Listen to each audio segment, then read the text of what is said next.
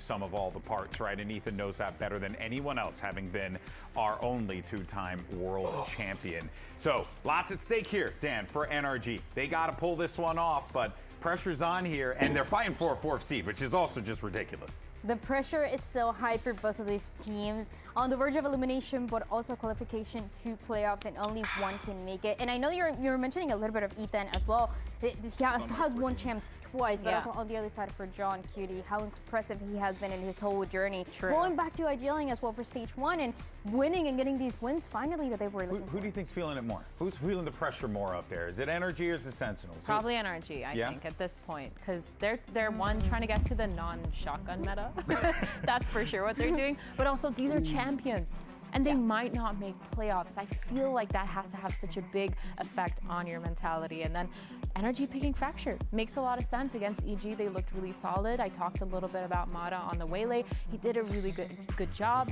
I think this makes a lot of sense, especially because we haven't really seen Sentinels play Fracture. We haven't seen Sentinels play this map of Fracture, and it was also a map of Fracture where when NRG played against EG, they had some momentum going so early into the round. Round 3, they already had 9-0. And round 4, you already saw the side hit on B with Mata's ult. Oh yeah. They were just running it down, and that allowed them to close out the series in the way that they did. So that is kind of, I feel like, the one condition for NRG. I know that we talk a lot about them, of who has more pressure than the other, but I know that's something that NRG has talked about, that they're struggling with and have been struggling with, is ironically the energy level. Yeah. And that is going to be something that on the other side for Courtesia, he's always going to have. So how is the momentum going to allow them to get something going is going to be crucial to win this map and also see how far they can push it. Yeah, and it's also kind of scary because you're playing against a team who you've never seen their Fracture. You don't know how they play it with this specific roster, this iteration too. You have Jonah P, who's usually really good on the breach. Maybe they bring that back. And then you have Jerwin, who's been this rookie that's just been pretty explosive in getting those opening kills. Yes, he's not at the top of the scoreboard, but his openings have been phenomenal for this team. And not only that, but I know we just talked about Oxygen Academy or Oxygen Esports, and you also think about the two players that are facing each other from Qbert last year. Scuba, and what he's been able to do for Energy has been great, but Redux on the other side was the reason why Sentinels built that Academy team. They're going to be facing each other for the first time in VCT, and they were making jokes, they were making tweets about facing each other and talking about each other during interviews because they still feel very close, and it feels like that connection that they had for years is still alive. And it's unfortunate it comes down to this, right? You know, like just one team's got to, take the L, not go to playoffs, right? So it's going to shake down either way. But I think, like, when you look at the history and all these players and what they have all experienced up to this point, it really does culminate in moments like this. Oh, for sure. It becomes like almost like an array of experience and veterancy, plus the rookies bringing that energy as well.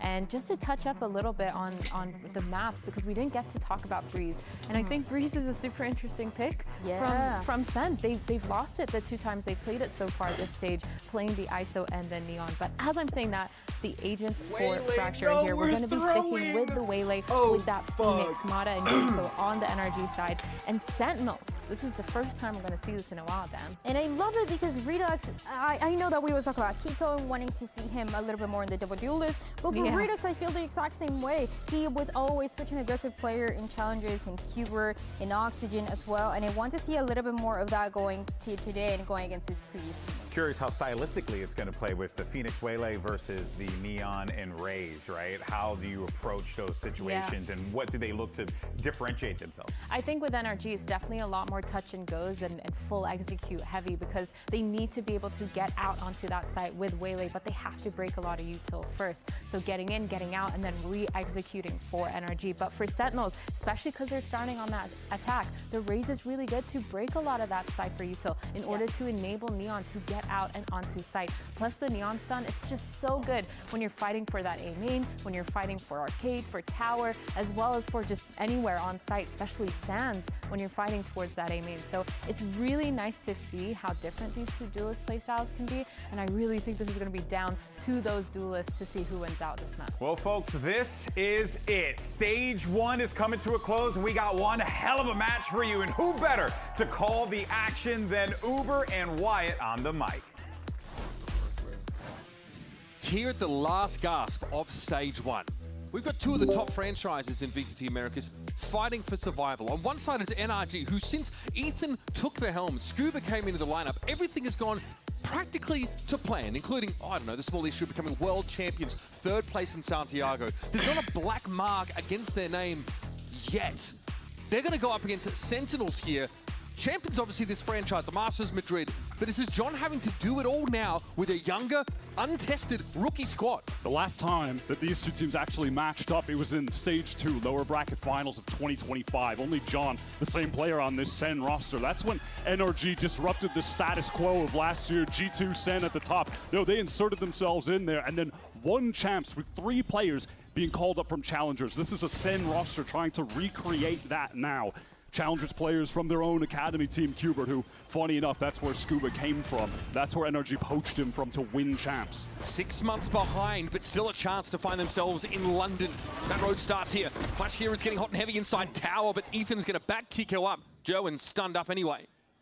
And Redux reduced to practically 0 HP as Center trying to make their way in towards this A side. With the NRG defense playing around this Cypher, they can afford to stack up one site and just use the trips on the other. I love this from Redux. Oh my god, he got the first. Kiko's low as well. This is obviously all in the context of the spike being planted over on the A side of the map, though. I can't believe he was able to get that 2-tap and damn near get a second. That is ridiculous. John on this timing. Oh my god, yeah, time to back off, man. Sees a bit more than he bargained for there. Seas came through. John's going to be respectful of this, knows he's about to get some pressure and doesn't really have any util to stave this off. It's raw gunplay and nothing more. It's going to be traded, but this now makes it a 2-on-2. Jonah tucked here on the side. NRG know where they need to be looking. It's really about the timing at this point. Some spray, the bandit rings out. Marta caught inside the seas and Cortezia puts him to the sword. Cortezia had some really excellent pathing on that post plant, getting up, fighting towards A, and then being able to hold the spike from the defender's spawn, flipping it on them, while everybody from NRG pushed through Sands to deal with John in A main. That was lovely from Sen, working the map there. And huge credit to Redux, who at 5 HP, tucked in underpass, was able to get the double headshot kill, go 1 for 1. Crazy that he almost got 2 there, but he comes up with a really crucial kill. Really does feel like Sentinels are 6 months behind NRG in terms of this idea of going to the well, going to the academy team, and promoting these players to try and give them a spark of inspiration. Obviously, this first iteration of Sen in 2026 did not work out to their liking, so they brought up Jerwin, who's been a really talented player in Tier 2 to try and fill in some of the gaps. Redux is flexing around more in his current role. They add the experience of Jonah in the mix, being teamless after his long tenure with G2, so he's certainly got a lot to offer to this team in terms of bringing in the experience. He can kind of take some of that system from G2 and put it into place with this team as well. He adds a lot to the communication structure. We've always heard with the decisions how important he is there. That's nice from Redux getting the 2. I mean, this round should just be as good as done. Anti-eco with virtually 0 commitment from NRG, so. Kiko scrounging up this Marshall. Scuba being revealed, of course, as those trips held his position. Double back over towards that B side, but this is where Sentinels are going to get their plant on. Jonah feels like his record on G2 really good against NRG. Says in an interview actually on the Sentinels podcast this week, he's confident about the read he has on this team, but they need to have crystal clear, airtight comms. Because that's something he praised on the NRG side. He said it's insane listening into these guys, that there's no wasted air whatsoever. And it really felt like that is an aspect of this Sen team where he's been contributing the most. Just providing really clear, concise comms for everybody to work off of.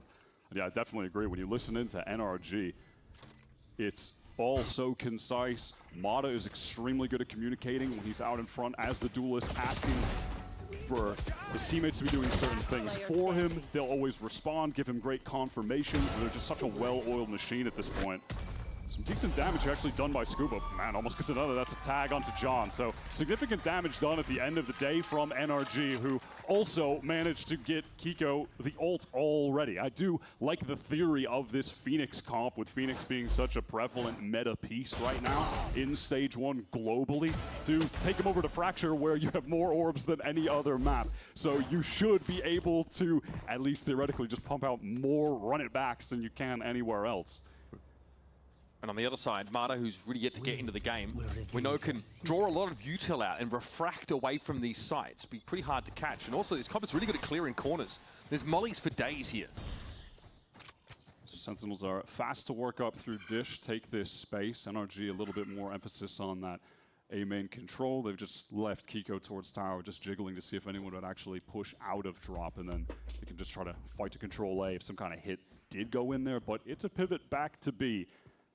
And like I was saying on the pistol, you're just going to see a lot of rounds of Cypher is set up on one side of the map, maybe trying to get a kill off of a trip, some kind of spam kill while the attackers are going through a choke, and then you can play for a retake with the duelist stacked up elsewhere. And it's nice as well, one of your duelists already has their ult that you can play into this retake. Very quickly, Sentinels already gotten themselves over to this B side of the map. Jerwin inside these smokes, hoping someone gives him an opportunity. Brock playing back off them though, he's wise to this, but Jerwin still attempts to challenge him. NRG still working from the fringes through Canteen, out from Connector. And this has stopped Sentinels in their tracks. In that transitional moment of Sen trying to get the space on the site, Kiko just uses that, run it back, sends it through Jen, is able to pick off 2 players, isolated. And now the 2 versus 5% trying to find anything, but yeah, that is not going to happen. Jonah has to reveal himself. Player's going to be on so many different angles. I mean, you're contained and the defenders have a much faster rotate than you do if you're Jonah. No choice but here to try and make something happen. It's Kiko, top performer for NRG recently. Really, like with some incredibly high peaks and just a strong average in general. Yeah, he's got the highest average damage per round across anyone on the team in this stage. It mostly comes from the fact that he's been consistent and then just went nuclear against 100 Thieves. So that brought the average up significantly. Even on top of getting the 2 with the run back, he gets a 3rd to get another orb. And while it was in the 5v1, I didn't see which NRG player it was, but they got another orb in main. Like, they are making the most of just one aspect that makes Fracture so unique. Already, Kiko really off to the races. That saturate though could be a bit problematic here. Jerwin caught out by it, just lingers a little bit too close to the sun. Mata's able to punish it. That's Kiko. Adds another 2. And for those keeping track at home, halfway to yet another Phoenix ult. This NRG comp is just so good at brawling in these close quarter situations like that.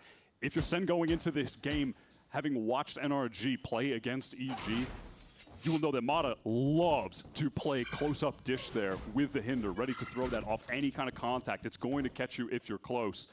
And then in this round as well, having Kiko like in stereo to just start throwing out flashes. Anyone close quarters are just going to get fried. That's really where this NRG comp excels. Obviously, Waylay can't light speed in, deploy that, saturate, and get out for free anymore, but it's still extremely effective if you're able to use it proactively like that, or at least to check these corners and play into them.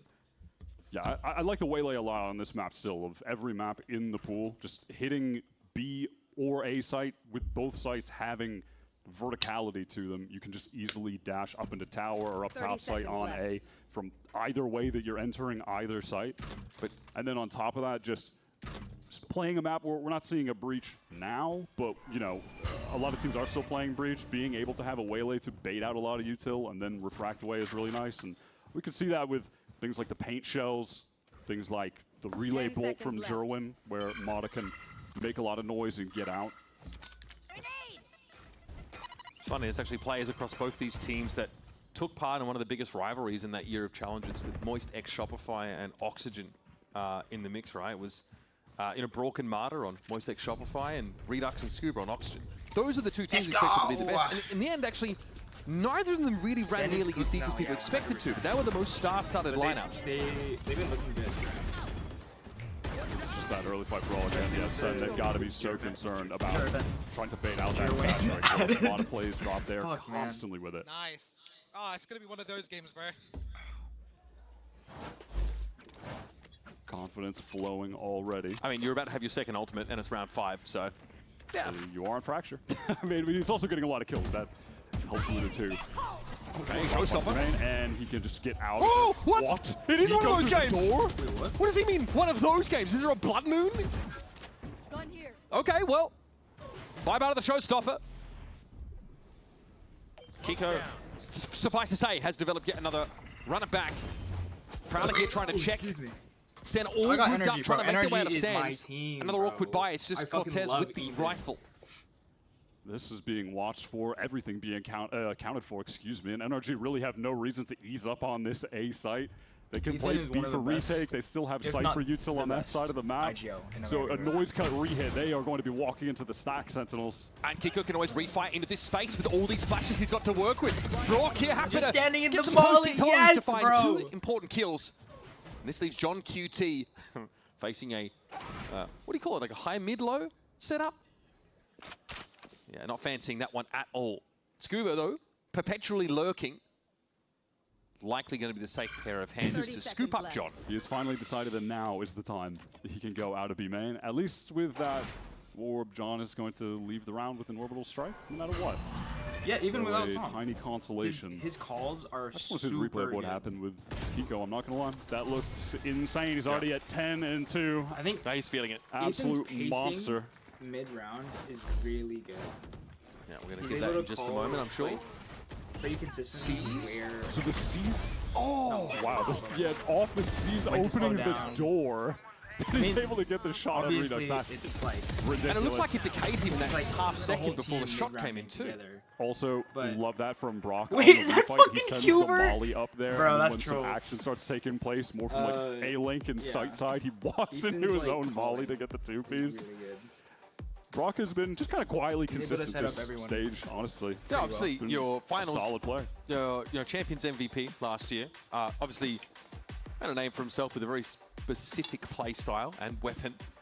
But here as well, he has been extremely safe pair of hands, very reliable on this squad. And yeah, there are some maps where he can play the sober and cheese a little bit. Look forward to the playoffs as well because Ascent I don't know about comes winning back into the map pool. America. So if this NRG team get there, I think they that make a means good that the run Brock really in sent his playoffs, name Pretty on. nice for But I them, don't isn't think it? they can make a And they don't really like finals Vine. in the No, World Sen, Cup. and Sen, if they get to They playoffs, win. which is great, they lose their bind. They'll have to So make a I know really good run. Cortez is not happy about that at all. He loves that Viper roll on bind. It's Yeah, one of his he's most the- comfy. They're Demon on that map.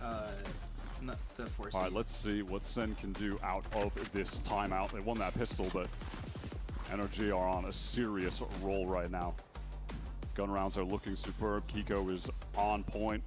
The brawls have been going their way, as they will with this comp. The Phoenix and the Waylay close range. Comboing up those flashes with the Saturate has just been tearing Sen apart. They want to work towards A main early on this round. A lot of pressure towards Sands. That haunt over the top reveals nothing, so Jerwin feels comfortable working all the way up, actually activating the door, applying that level of pressure where NRG have to be concerned about a player being pushed all the way up through Sand, like they could be trying to split onto the site. And obviously on the A side of the map, NRG don't have anything to refight into. So that space that Sen get to keep, because there was a lack of early presence from NRG. It's the B side though, where you expect them to be a little bit more active here. There's a Nightfall that goes on to B, and I think it's actually dodged away from by Ethan inside tower. Redux is trying to get forward though. Kiko ready for it. Blaze Wall comes up. He was decayed down briefly though, so certainly feeling some degree of pressure. This is all just a fake to get back in on Mono, who gets that first. Even one is solid there. Yes! He's gonna get the ult, that's going to connect onto two. No! Okay, Wait, what the fuck? The crosshairs not placed correctly at the feet of Jerwin, and he forces Marta to kneel. Kiko also feels a little uncomfortable because, yes, while Redux is surrounded, he's also keeping both B-side players in position, and he's going to find a kill. That's about as good as it gets. Fuck. And it's on Kiko now at 11-2 to find a way through this 1 versus 3. Reveals himself. Jerwin just going to try to play this safe. Give a little bit of time for his teammates to wrap around so there's a contingency even if he does go down. Yeah, those... some degree of a crossfire set up here. He's pretty Whoa! isolated. Okay, Kiko. In fairness, like, you don't have a player in Sands. They're actually both back towards main. Yeah, they were really just using him as some bait to try to win this out from main later together, and it's going to be so tough for Kiko to ever come out on top there. Really cool round from Sen. I like that out of the timeout. They go for the fake fast exec on A, insert Jerwin into main, then pivot back to B. Make that's the real hit now with Redux committing through main, and it's a quick pivot back to Jerwin into the real exec. It's just Mata isolated on that site alone. 1 for 1 is all he can get accomplished. Jerwin? Yeah. Has to use his ult as well. I mean, he only has Let's see if one NRG right do now, another but- early push off B for info. Last round it didn't really work He out looked for the good middle, last but this week. time they're pressed once again against the barrier. Maybe looking for an early fight. Combat Stim in play. Cybercage though is going to make it very, very hard to see what Sen are planning. Kiko wants to push the issue, force it in fact straight into the Nice! cage, and he gets the better of Cortesia. Running back, being very well apportioned there. NRG with a large committal on B main, and it just barely works out in their favor with that catch. How can Sen respond to this? At the moment, they've got 0 map control. But they don't know if there's an insert on the B side, a tree, either. Yeah, they just don't know what could be happening on any lane right now. They're going to have to try to fully re-clear something. Jonah P has 1 Prowler to work with, has to wait for the Haunt refresh. They're going back towards this mod answer main. is really good. Yeah, Marta misses an opportunity there to catch the cross. He might still see something. Pardon me. What a correction. Here's the fast lane. Kiko sets his feet and he's ready. Good swing. The head German goes rolling. Orbital strike here is going to stop Sentinels in their tracks, but they're going to play her up again. Redux is in a very dangerous spot. And actually, you've got to respect this and clear it safely. This will give the space for John to get a plant down. Redux is really on point right now. High impact kills consistently from him, now tucked in at Gen. Oh, yeah. But right now, he's only John playing a at the couple moment, agents, right? little He's tough to only play playing, off of him. Neon. He's trapped in default, low Neon's HP, getting getting nerfed soon, seized. so we'll see how that goes. Okay, down briefly. There's John being dealt with post-decay. They know approximately the Redux is here. Yes, multi-swing should account for him. In fairness, Sen do well to build back into the round after Kiko mows Cortesia off the rip. Yeah, it's Redux again finding a very high impact kill. He's having a really solid map so far. It's so unfortunate that Cortesia gets caught just at the last second there. And with that push, everyone from Sen just being relegated back to spawn, so no matter which site they hit, NRG are just fully set up to welcome them. Kiko had a good spot tucked in sight. The orbital strike comes in right after Kiko takes that fight to cut everyone else off. Like, credit Sen, honestly, for making it so close, because NRG were really doing everything right there. Bumping Qbert is so troll, Kiko on pace here for a 23-round half, if my math is correct. He is pounding. Oh, hero rifle for Redux. This is one of the maps, one of the agents where we're seeing Mata do a lot more offing. He's pushed up in dish. German is all the way through Sand. Redux has found the opener onto Kiko as well. Yeah, another crucial opener. Can it be converted off of, though? Here's a showstopper now to play with Redux catches at this time. But Mata and Ethan have already struck at the heart of Sentinels. And they aren't quite onto the A site yet. NRG can now fall off this. This orbital strike to dish will at least allow them to cross. Brock can't see the wood for the trees with that in the way, plus the sky smoke's blocking his view. One more rifle recovered with Kiko being downed on site. John has just got the Sheriff, though. He's all the way back in A main. Crucially, he's got the Molly. That's more important than even having a gun. Perhaps it's the Brimstone in this position. German's going to be stuck top site. What can he get accomplished with Jonah? 2 of them doubled up, 2 new additions for Sen in a moment where they really need to step up. German briefly isolated. Sound made, though. John has a chance to turn back around on this. Below him on the site is Jonah. So still a bit of a high-low look here, but German takes some damage coming in through the metal. Of course, he has that mobility. Marlowe gets caught out in the open. It doesn't seem to matter. The trades are there. It's down to Brock on Jonah. On board with Jonah. Tucked on the site. Horn already dealt with, but time is short. Brock and Jonah. No! Felt like he had the read on NRG. Had a good record against this team. And sticks the landing here in an important round. Skates away with the AWP as well. See what the Sen game plan is. So right on. Oh my god. Again, high impact kill. I'm saying it right every damn round, but I'm not going to stop until he stops kidding them. We call those crucial frags. He gets another opener for the team. And then from there, they're able to post up in the site. Huge risk, the investment of the orbital strike, but they know it's a pivotal round, so they send it. I'll find you. Whatever gets you onto that A site. Now Redux with the operator. He was the op star of the Oxygen team you were referring to all the way back when he was in Challengers playing with Scuba. They were teammates for years. No. And he was doing that to Mata in those very same games, both of them opping against each other constantly. It's a real throwback. Some serious first kills for Redux. Also, we've got Cortesia lurking north side here. Do Sen expect this push out from the A side? They've made so much noise towards B main. There was a trip. Both a Prowler and a Boombot used just before this noise cut. No real presence in arcade. There is a trip watching the push out towards Gen.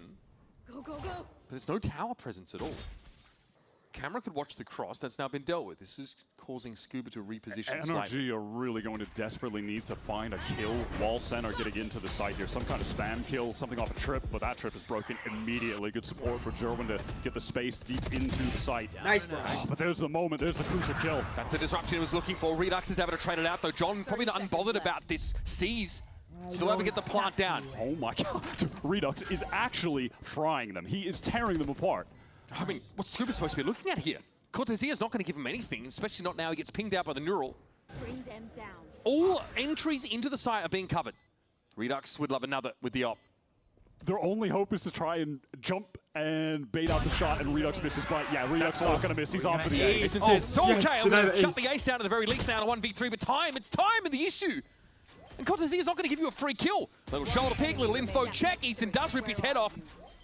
Now though again, you are on the last legs, and once more is Jonah P to close the deal. Frustration for Ethan. He knows he was so close.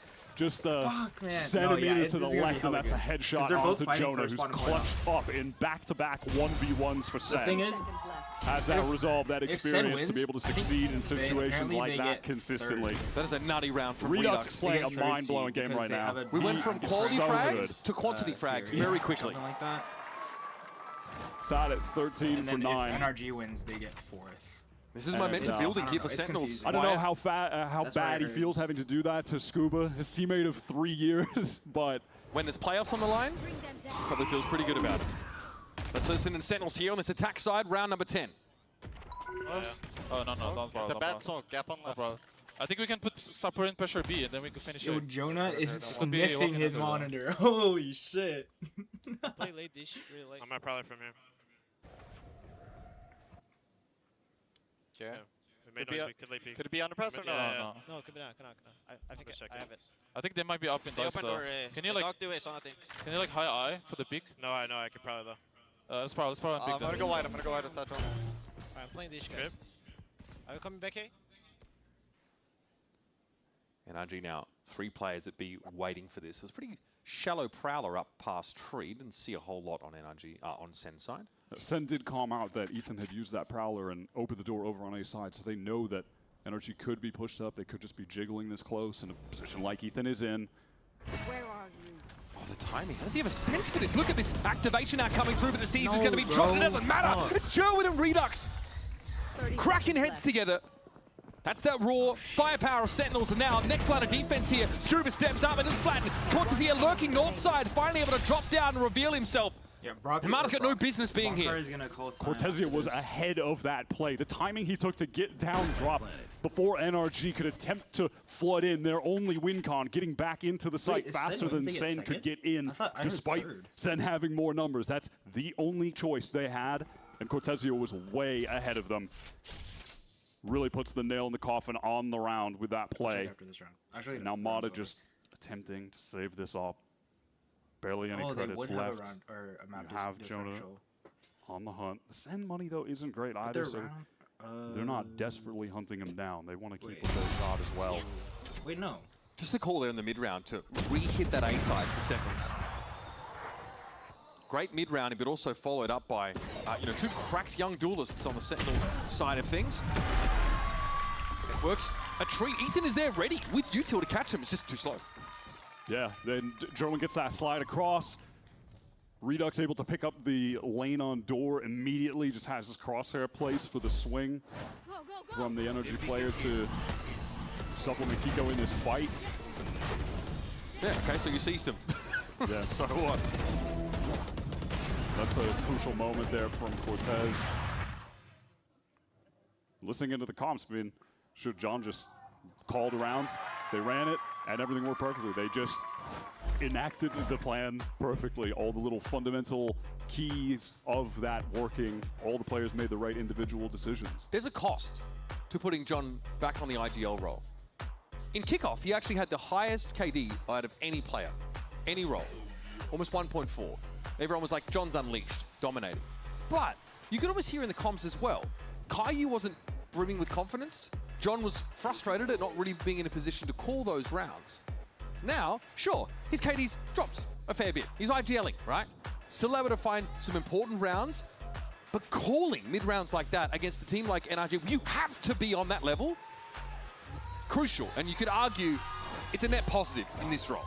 Yeah, that is the trade-off that Sen have accepted. They've tried it both ways, and they prefer John on this IGL role. And since Jerwin has been able to join up with the roster in week 2, Sen have been mostly finding success. It was a loss to a very strong Furia team, still early in Sen's tenure. You can't knock them too crazy for losing that 1-2, right? But now it's all do or die, and frankly, it doesn't matter who is on this Sentinels team. The org just demands excellence. They're the winner of the first global Valorant tournament. They're a 2-time master winner org.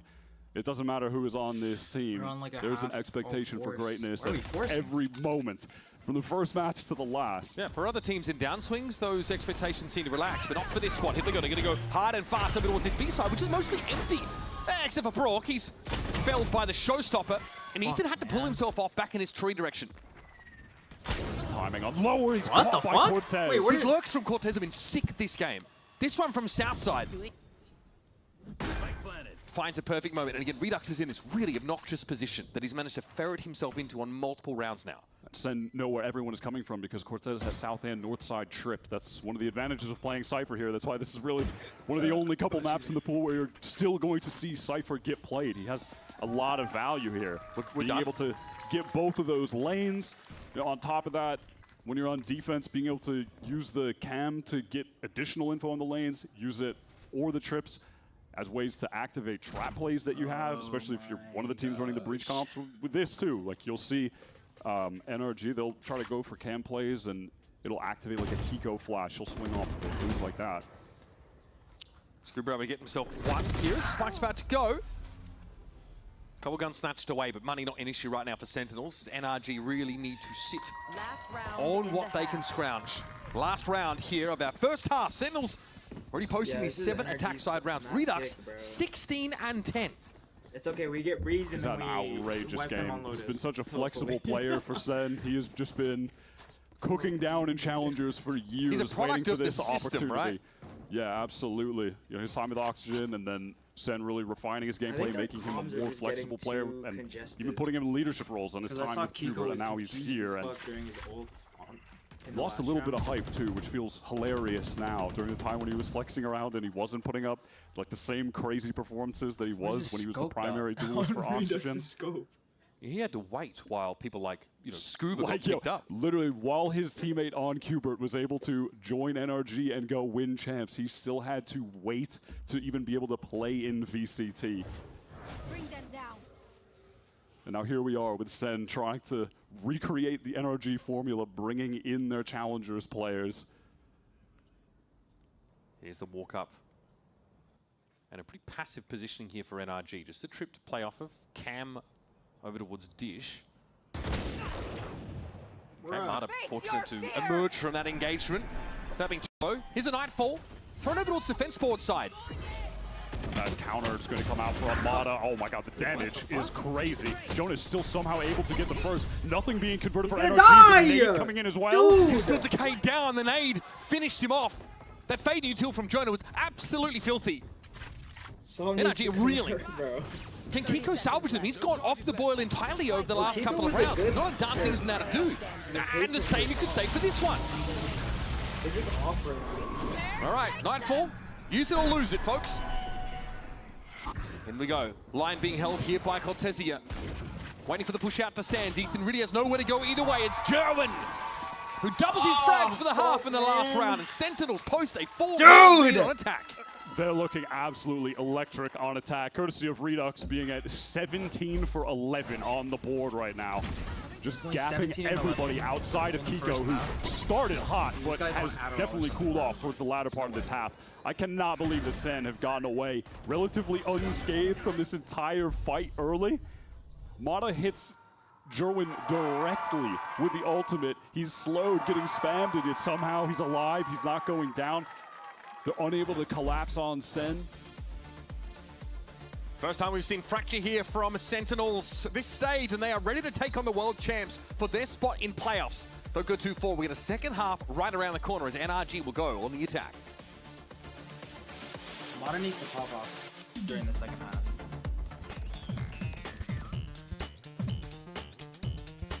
What is this bullshit?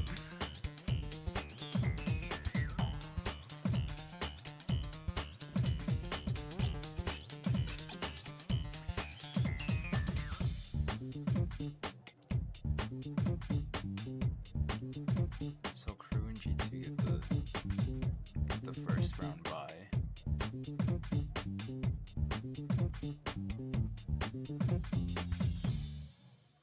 Wait, May 14th? Isn't that Thursday? Yeah. Ooh, okay. Doing shit early.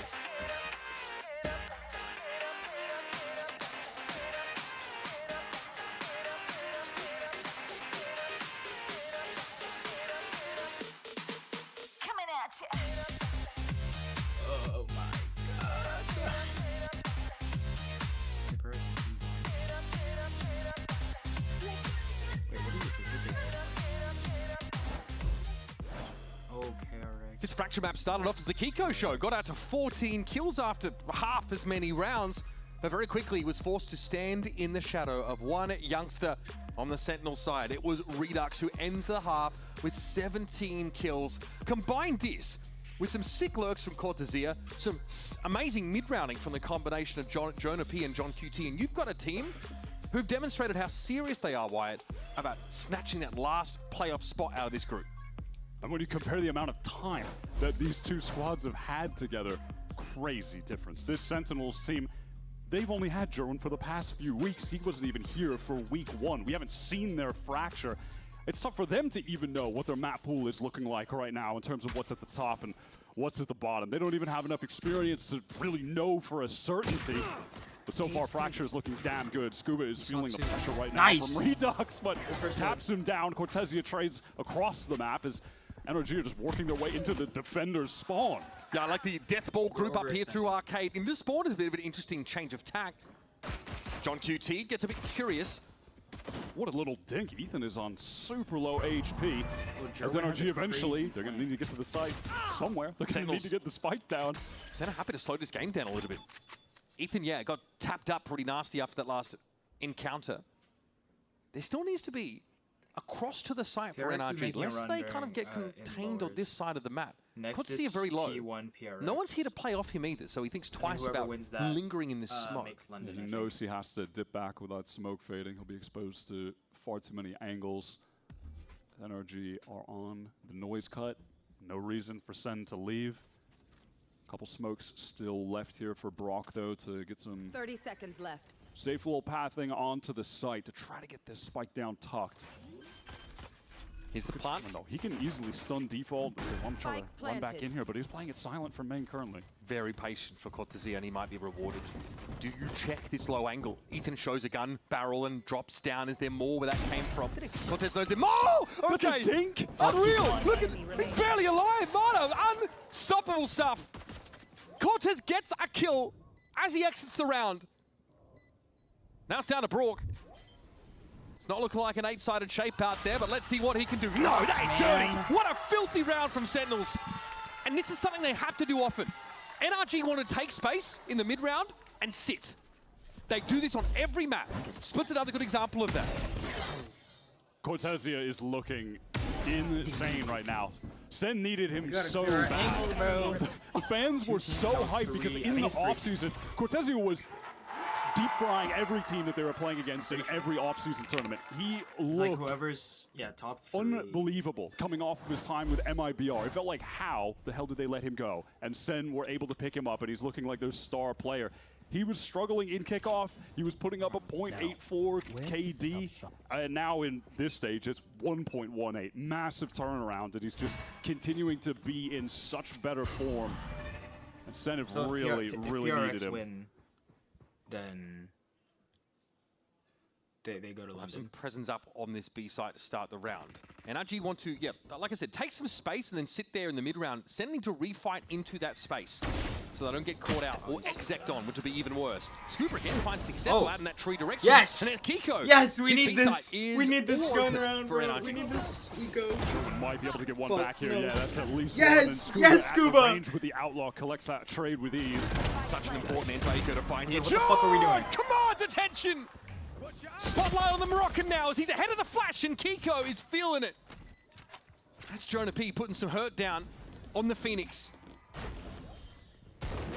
Now an attempt at a touch. We're going to get this one to half. This is getting uncomfortable here for NRG. Jonah P, don't Nice. you dare! It's Scuba. Scuba. Catches him. Now John's going to do it himself. It was halved. Yes, No, bro! NRG Oh come my bounding in. gosh. And Scuba takes 4 on this anti-eco. He just comes back firing in that round, playing underpass. Sen commit heavily for that B fight. They know that they have Brock trapped in that corner, and it baits them out just a little bit.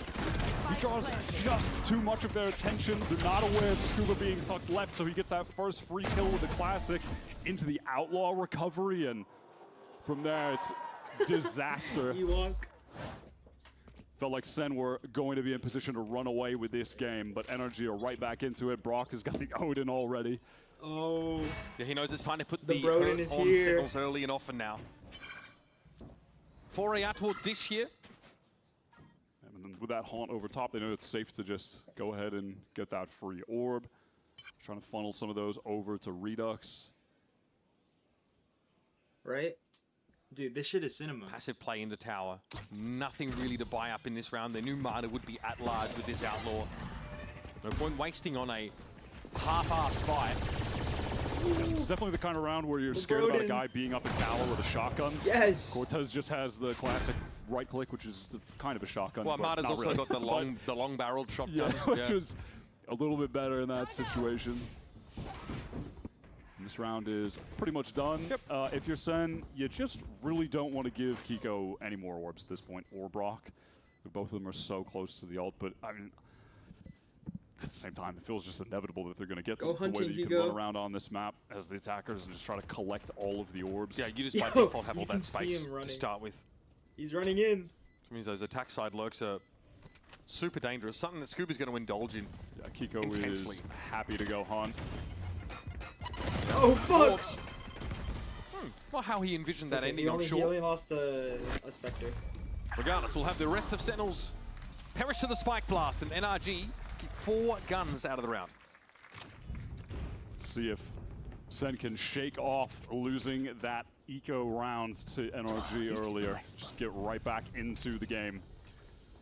When you're looking at a roster like this that doesn't have the experience of going through tough rounds like that in high-pressure games, they're gonna play for those are the Cortezia's turning points where ult. things can start They're to gonna find really a just way to spin get out of the ult control. on A And or an experienced roster like NRG, we have seen make so many comebacks in so many important games. Those are the kind of rounds that don't shake them. I'm thinking Heretics NRG, Champions group stage. Here's Mata right through main on top of Jerwin. He feels the pressure. He's just going to back away. Haunt is going to provide him some temporary support and distraction to be able to get safely into that A site. Honestly, if Sentinels at all can dissuade NRG from this course of action and funnel them into the op line that Redux is holding on the B side, they'd be happy too. And there's Kiko getting that, run it back. Redux, yeah, he's got that op on B, and with all of the noise that Sen are making, they might just get funneled into him. It is possible. What the fuck does that see? There's a gap though. The one gap is the arcade to gen rotation for the attackers. What the It's fuck not does that covered really camera by util see? except for the cam. And looks like as a result, Redux is pulling himself well and truly off this B side. Maybe just take a safer angle here by Gen. What is that, bro? Passive line at the moment.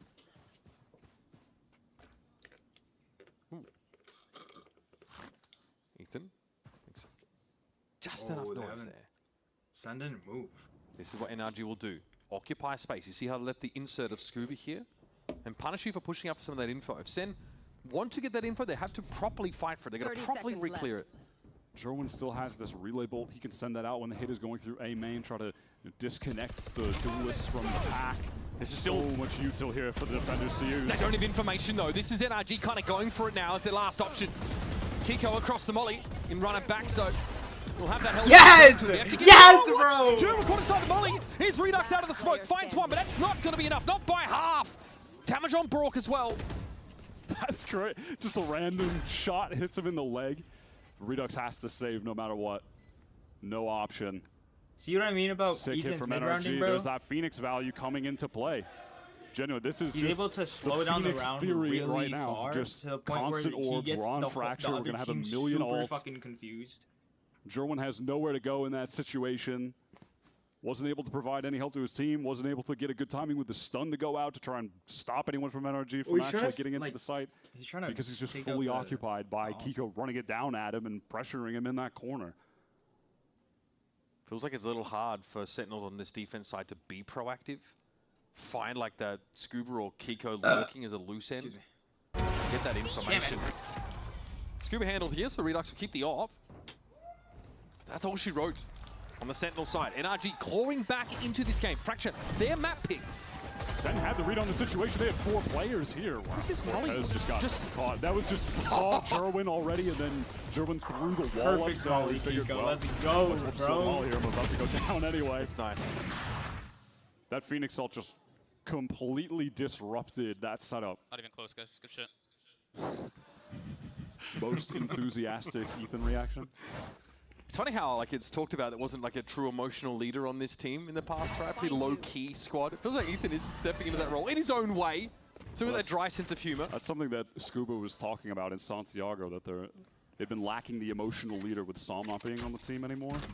And yeah, Ethan has had some. He's been a little bit more whimsical. Yeah, a bit more in some of the games, like especially animated, Thieves, right? I'm remembering, yeah. Feels like he's having some more fun at times.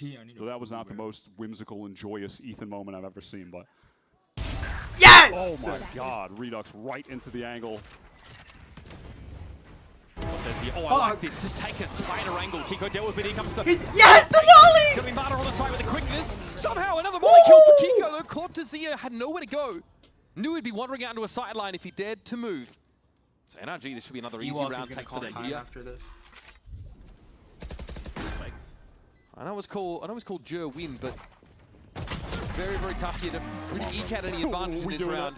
We doing that on map 1 already? Bro. You wait till map 3, bro. I'm letting it percolate for you.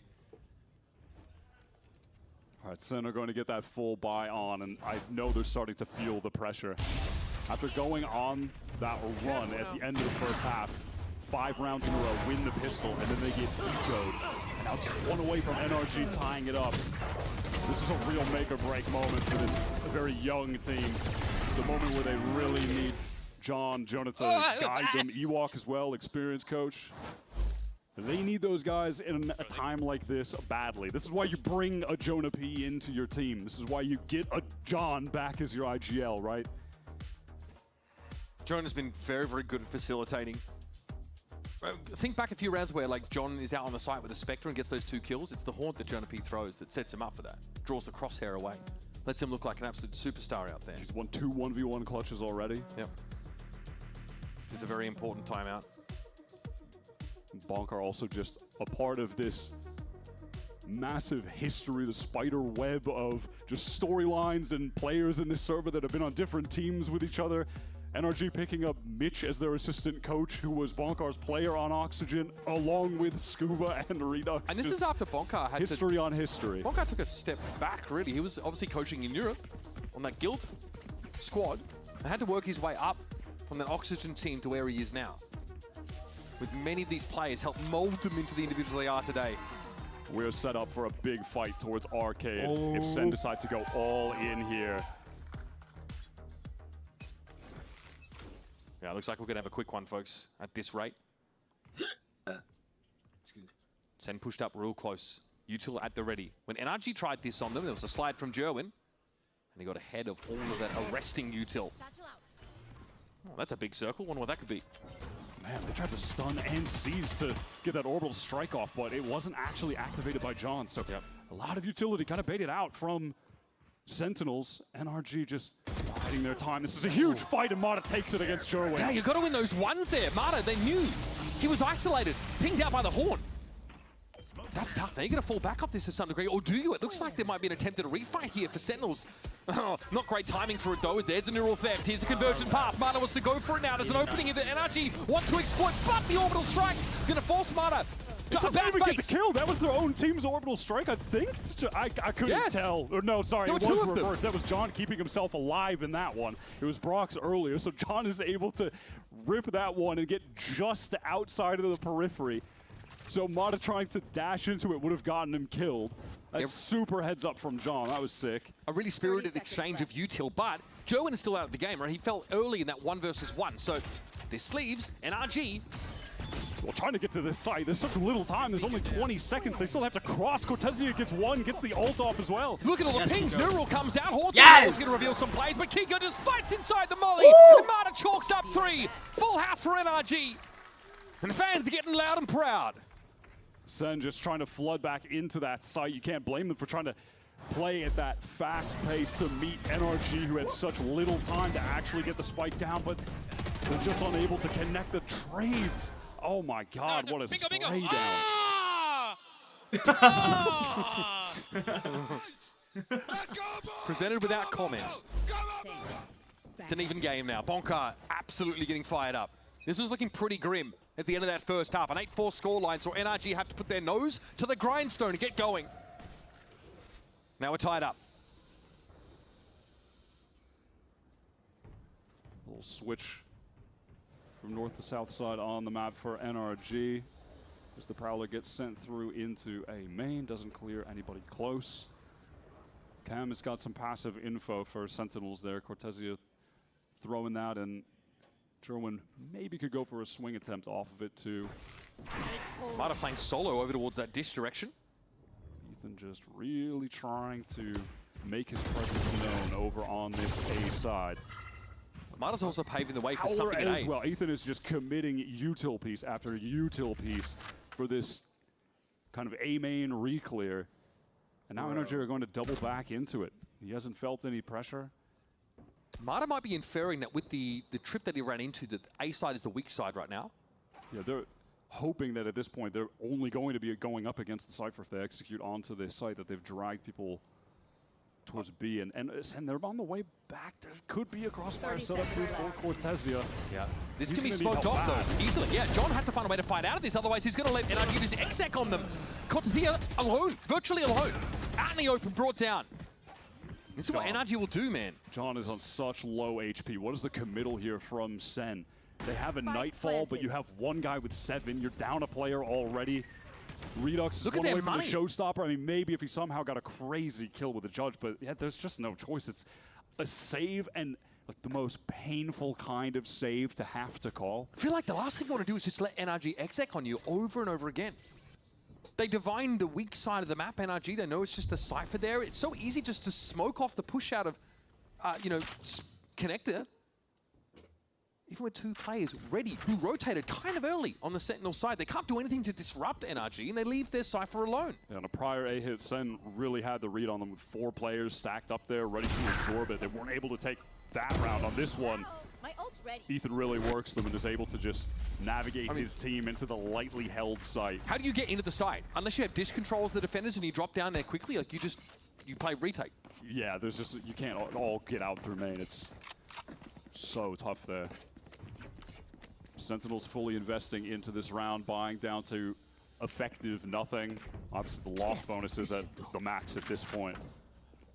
Sentinels' 5-round run at the end of the first half is now being beaten by NRG, being on a 6-round run in the second to take the lead. And it all started with that eco round on 14. Just quietly, Marta has forced his way into this game. Actually towards Tree, no. The Molly and Saturate combination enough to ward the defenders away. Already, the chokehold is coming in from NRG. Someone got caught there. They are dead. There's a push out from Sen over towards that dish side on A. They want to play for a little bit more map control. Maybe like a 3-player pop into arcade for the defenders. Or a walk up, in fact. What the fuck? This could be a great timing. It's possible that Ethan just gets straight up caught here. Kiko can trade, potentially. Kiko surely can trade this. No! He's on his own as well. Fuck. And so he falls. Sen find the right timing just to push off this B side. They're going to have to give it up to some degree, but they can accept that because they can get back in with this Nightfall. Marta decayed down. Cannot take a challenge here. Spike goes down, but I mean, at what cost? Scuba's such a low HP as well. Here comes Redux with a showstopper. Everyone following him through tower. He's making the space, getting right back into that site. Marta, cojones for days. He is just crouched on the side. He's waiting for it. Oh, he gets one. Yes! Oh, the head is ripped off of Jonah. That's as good as it's going to get for Marta, but that might be enough. Here come NRG, trying to control this space. It's Cortez, finds it. Brook, all on him. Man. Oh my Sentinels. God. Insane round, and it got dicey there to be sure. But that three-player push off the B side was where it all began. Oh, yeah, Brock with the Odin in the 1v2, he's got me sweating, but Redux just turned on him for that kill. And Sentinels with some proactivity towards the extremities on the map this round rewards them with the win, catching out Ethan. He had his util out, and then Kiko is the only one there for a trade, but he cannot even find one. Nice! NRG tried their best, though. That was a sick 2K from Mata to try to bring things back. He knew that showstopper was coming his way. Come on. Here we go. 20 rounds of Valorant in, and we are tied up. Kiko with a run it back at the ready, though. Yeah, NRG with the advantage in the ult economy and with the actual credit economy, too. Let's listen in and see what the plan is going to be for NRG. Where are you? Still over. You're dead. There.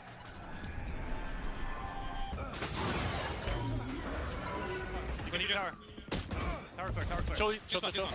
Flank, guys, flank beam in. Can we fight Going, I'm re-up. Chip in sight. There's a chip in sight. Guys, we need to fight small. I'll think about Flank beam in. Oh, I'll think you just. I smoking beam in. 2 CT, go in canteen. 2 CT, go in canteen. I'm making noise. Make noise for Scoo. They're funny coming out beam in. I'm the right on.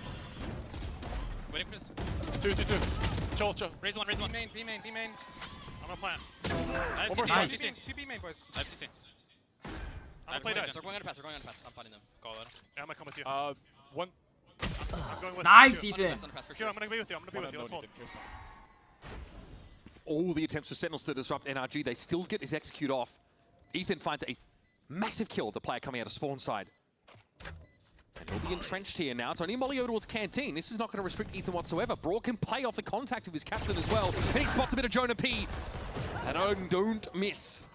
Joan has tower control, but Ethan can still send a Haunt in now, force a crosshair, pull away, play off at himself, and that's going to be Joan falling. John is going to be lit up, and now it's a simple matter of getting the job done. Sentinels are out of time. John out in the open.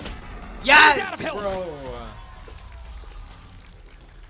The Brodian. NRG in that The execute, you can hear Broden. with the comms, it's that concise nature that they have in the way that they speak to each other that we were speaking about earlier.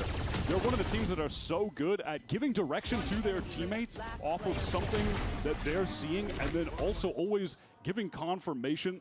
Thanks, Ethan. Production. The only kind of guy to say sorry to inanimate objects. Sorry. But they're so good at giving instructions to each other that are so short, and then giving confirmations that they're understood and acting upon them in as few words as possible. They're just so efficient every time we've listened into them.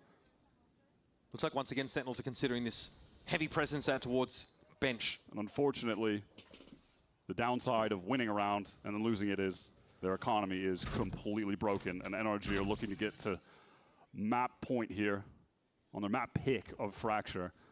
First time we're seeing Sen on this, and they definitely have impressed, but just struggling to get back into the game on this half after getting eco'd. Oh, we only need one. All NRG on their attack. Tree presence confirmed, so Ethan doesn't have the freedom to work too much around this. Cortez brought down. That was over towards Dish. Mata just walked up and found an angle, apparently. That should make you think pretty positively about just hitting A and smoking connector. So NRG have gotten some util over out on that B side as well. There's a smoke thrown down into B main on account of Kiko throwing up the wall, making it seem like they could be walking up kind of close stairs. Center going for the gamble, and unfortunately they have picked the wrong site, so NRG will get this down for free. Brock is going to be able to get an orbital strike for what could be the last round of this game. Left. We head into rounds, or the next round rather. Googly eyes on the iPad. Crossover towards A. A lot of corner clearing util here for NRG, so tough to play rat angles with those classics. Spike planted. There it is. Sen, nothing ventured, nothing gained. They're obviously going to be tipping off NRG, which side of the map they're coming from. And then they're just going to hope that their aim can carry them through what is going to be a bloody fight in A main.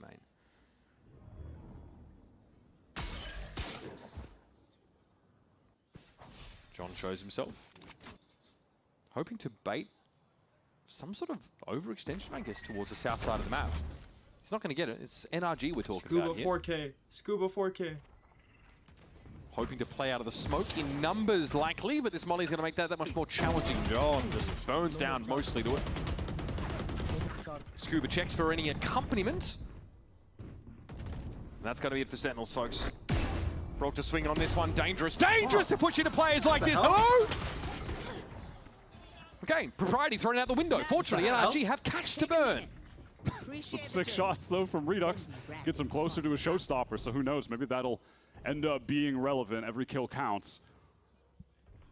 Sen getting into the full buy. Looks like they're going to get an op for Redux, actually, as well. I mean, Wyatt, these have been competitive rounds, but outside of the pistol, Sentinels have won 1 round in this second half. That is just not Yeah, it really does feel like a bit of an experience diff. They had all that momentum. They're feeling good, but how do you bounce back from a tough loss? They haven't been able to do it yet on this map, but maybe they can bring it to OT. Maybe Redux can do it. He has been an absolute star for the team, and he's got the op on the B side, but it's all about A, at least, to open the round for NRG. Baiting out utility towards main. They get an early refract out of Marta, importantly. That Prowler actually chomps him. Haunt is thrown into B, so they know that nobody will be tucked close. Fast rotate across for Sentinels. Marta, though, is Where is Mono? pretty far ahead here in underpass. In the meantime, Ethan is again in A main, just throwing out util piece after util piece, but he might actually get a fight this time against Jerwin. It's possible. Jerwin is armed to the teeth, though. Kiko, yeah, maybe has the sense that he needs to flash into this space. Last time this was happening with Ethan, they did go and pivot back into an A hit after going towards B. Kiko here, poised to try and make his way into Sands. German can't do much about that, actually. Simply throws out the relay bolt. This is not being bought by Sen. Look at them on the minimap. They still have 4 players on that B side. John has a read on this situation. There's still time, but if they dare to double back to A, they're going to get caught on the rotate. With German out there in the open, it's going to be Marta falling. There's something here. Cortez has found yet another one, and the neural theft comes up at just the right time. This is going to lay the plans of NRG Bear, and they don't know about Gerwin and A main. He's way further forward than they're expecting. He should have a freebie here. There's the spike loose. Ethan steps up and be traded, but still damage done with 12 seconds left in the round. The damage done, and No it smokes. expires just too much time. Kiko has to just try and brute force his way in, but Sen will shut him down.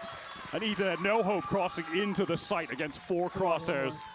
John with the cold read on that situation. Ethan's attempt to manipulate the rotates based on what happened on that prior round when he was doing the same thing. Yeah, he wasn't buying that. Just a vintage Cortez round there. That is unreal. Those are the kind of rounds you need with consistency here to make this an interesting game. Instead of almost done enough, 1 more, and we'll be headed to extra innings. Come on. Come on! NRG all gathered up outside of A main. Will Haunt just see over the top of the box. Walls up for the cross from Kiko. German just trying to get that spam angle, and he does get 1. That's a crazy little adjustment onto Kiko. I don't even know if that was on purpose, but doesn't matter in the kill feed. Scuba's on this slow lurk up towards A. It's a split attempt from NRG. Jonah P is just essentially isolated in this site as Sentinels are spread across the map. NRG still have the brim, though. Means they can disrespect to rotate through spawn side from Sentinels. It's the player on site they've got to respect. That's Jonah P lying in wait. Ethan 1 orb away from getting that Nightfall, and he was just biding his time to get it and then use it immediately after the noise cut. Jonah P has to come up huge for Sentinels right now. It's really all on him. Dangerous, so can't hear a damn thing, and it's going to be Marta who leaps upon him.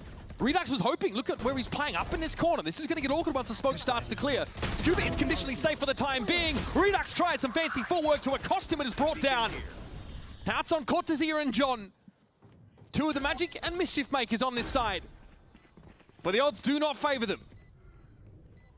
They've been spotted out as well by that ult from Scuba. How could they possibly crack back into this? Brock is on the angle right now with the Odin. Cortez trying to work through main. They just know. Scuba's op will account for the IGL. And it's young Carlton Banks that has to step up and challenge. Snappy aim as always, but didn't have enough in Let's reserve. go! NRG claw their way out of their map pick of Fracture. Sentinels hiding this map pick up until now, shown they're looking potentially dangerous on this map for any onlookers. The momentum of that map just turned on a dime. Sen were on a run on account of Redux just playing a lights out Raze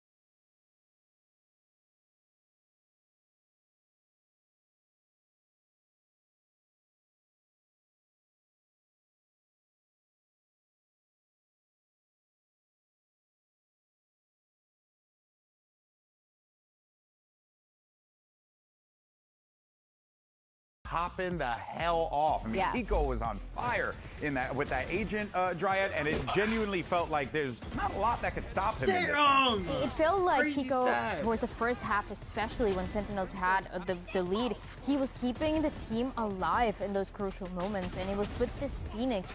We didn't really know what to expect on the side of Sentinels, but something that we knew and we mentioned was that Kiko on this double duel list has been incredible. So I'm really happy that we got the chance to see it a little bit more. And something that Bonker is mentioning too was how they needed to control the tempo. And it felt like it was because of Kiko in the first half. And going to the second half was how Kiko and the rest of the team were willing to take those fights. His confidence was shining through, and the way that he was also supporting Mata and constantly on the same page with him was really nice as well.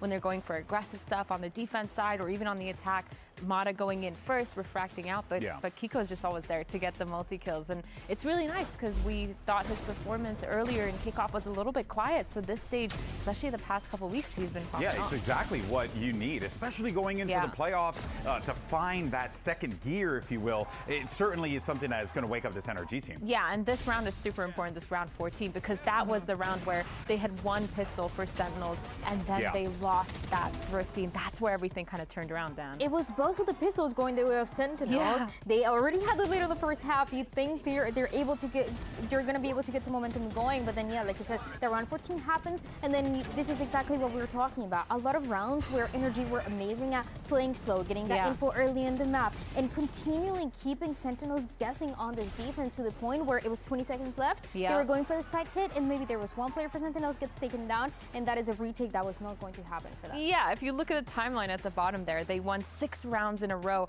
after that. It was just that one round, it really took so much momentum away from Sentinels. I genuinely believe if they had won that, they would have been in a much better spot here. But I mean, leave it to NRG to fix their defaults and come back into it, playing really slow, breaking the trips, and just ending, like you said, with 20 seconds left in the round.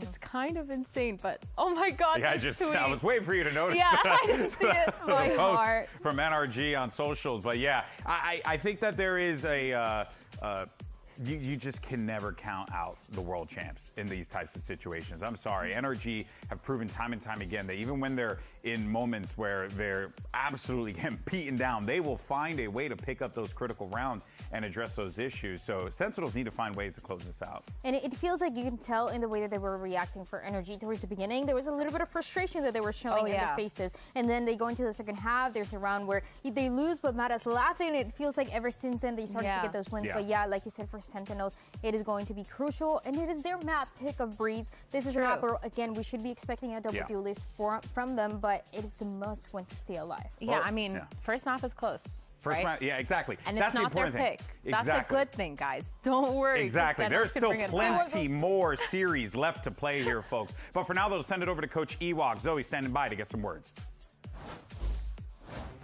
Now, unfortunately, that was a loss, a close one, though. And overall, we love to see the comms and the approach to Fracture. You guys are taking us to Breeze, so another map where we might see the double duelist. Is the double duelist way of life something that Sentinels is going to lean more into? It kind of map specific for us, to be honest. Some maps we kind of like playing that way. So, but for some other maps, I feel like maybe being a little bit more reserved is good. But this map is one we really want to take the fight to them. Best of luck.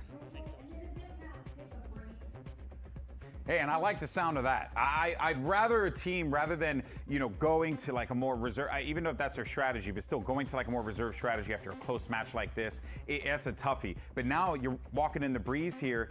Hey, you want to get an opportunity to punch them in the face, go for it, right? And they have a chance to do so. And there's definitely a chance that you can do so. And hey, look, I don't want to disrespect the most flexible player in the world, Mata. Oh, of course. But he is playing the hard work here, and so if there's a way that you can punish that a little bit, it's the next Forsaken. Taking advantage that he's not playing the double duelist, there's a chance to do so. I'm also still wondering, what if NRG though changes the goes back to the double duelist that they were playing? I feel like surely not. Mata had way too much fun on Harbor. He did you see how much he was smiling while playing Harbor They won the last time. 13-2. Yeah, they did. I don't expect NRG to be changing anything, but I do expect Sentinels to come in with kind of a vengeance, like we heard in that interview, going aggressive, taking the fight to them. And that's what's worked for Sentinels too in the past.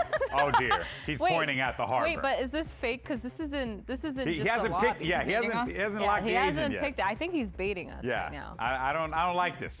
Okay, I don't like the way you're thinking out there, Mata. All right, unbelievable. But yeah, I mean, look, you're probably not going to see any changes, but it wouldn't be the strangest thing considering how good that double duelist was on the last map from them. Just the fact that they were able to build off of that. Obviously, Breeze, much different terrain than, say, Fracture, but still, there's something to build off of that, right? Yeah, both of the teams could play double duelist here. Again, all on the side of Sentinels when they played it and when they won recently. Against Furia, that was the map that they were able to win. It was the ISO and the Neo that they were playing, with Jerwin continuing to be great at making that space. But for the other side, back in Santiago, it was an NRG that was playing the double duelist still with that Yoru when that was still a viable option. But it feels like no matter what, Kiko, we already talked about him. He should be on the duelist, regardless if it's just 2 duelists, just 1, whatever it is. And he was incredible on this Jet. We were all talking about him. Yeah, we were really surprised because that was also during the time where we were talking about how Kiko needed to step up. We hadn't seen much from him on the Killjoy. Felt like he was constantly kind of in the background, supporting, getting impact kills, but not always on the top of the leaderboard. But with his Jet, you could see him kind of come alive. We saw a little bit more aggression than we're used to, a lot of that operator stuff, as well as his movement. It really shone on the Jet.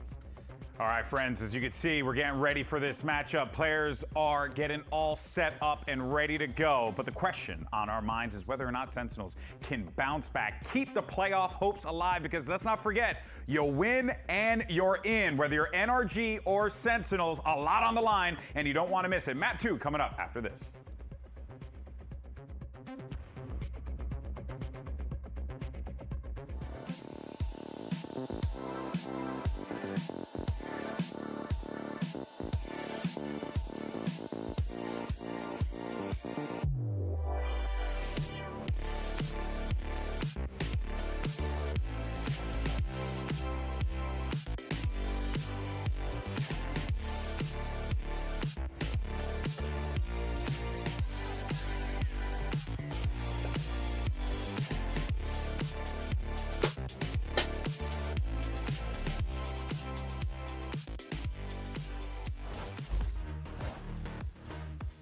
Defeat hits a little different as a Sentinels player. The expectations always heavy, crushing at times. And now they're facing the prospect of not having a chance to compete in the playoffs, let alone in London. Their hopes of a global showing float on Breeze. The only time John hadn't actually made a playoffs to a stage with the Sentinels team was after they had won Madrid. So with the context of that, I guess they kind of earned it, right? But with this new Sentinels team, it's a very different story. We're heading on to Breeze. This is their pick. They had a dominant win over Furia. Heading into that match, Coach Ewok was talking about how this was a map that they were hitting hard in the lab, and it showed in that game. NRG, they go up against 100 Thieves on this map, and they go up 12-0 with the Marber on their attack side. They're dominating. Kiko puts up 20 kills for 9 deaths. It's his best game of the stage. So, kind of tough to call. We've seen both of these guys just dominate their opponents in their showings. Yep. Sentinels have their backs against the walls, and now they've got to extricate themselves from that situation against the team credited with some of the most ridiculous comebacks in Valorant history. The reverse sweep of MIBR in kickoff to get to Santiago. Let's not forget the 10-2 half against EDG to come back to win that in overtime. Even the Startup Champions last year, we covered them against Heretics, where they had this absurd bounce back. These guys are something else. We've had a nice head-to-head between both of the IGLs here. Some really well-called rounds, the mind games between them on that first map. We'll see how that continues on to this one as John finds himself in a new situation, IGLing a younger team, not surrounded by the big-name pros that he always has been in the past. This is a new undertaking for him. And really, he'd be replicating the success of what Ethan has done with this NRG team last year, bringing a group of new guys to the top of VCT. Center on this walk push down mid. It's being watched for by a very, very patient NRG, and you have to feel like NRG are maybe going to catch them. How is this timing worked out? I don't know how Ethan doesn't see this. But they haven't turned Ethan, turn around, bro! Ethan. Now Ethan is going to turn around. No, he's not. He's not turning around at all. There's got to be. All right, there's got to be a. There's got to be. PCs are broken, Yeah, bro. I'm going to just go ahead. And Kiko say. has his hands on his head right now. We'll be waiting for information on this one. Kiko's showing us the no hands gaming. What the fuck? I respect that a whole lot.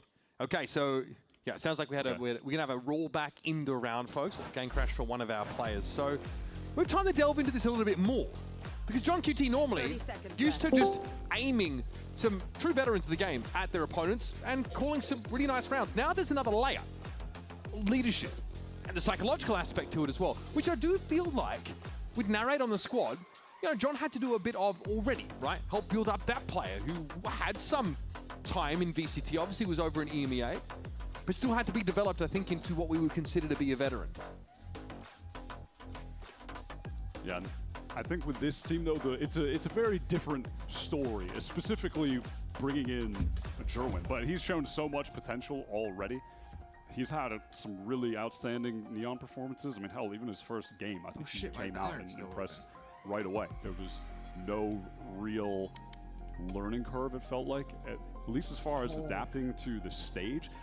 It feels like more of what we've seen from them and heard is like improving on some of the communication between the players, making sure that John is getting good information consistently throughout the games, and like that's where Jonah has helped. But it kind of feels like where some of the other guys need to catch up a little bit, and where that experience is playing a factor.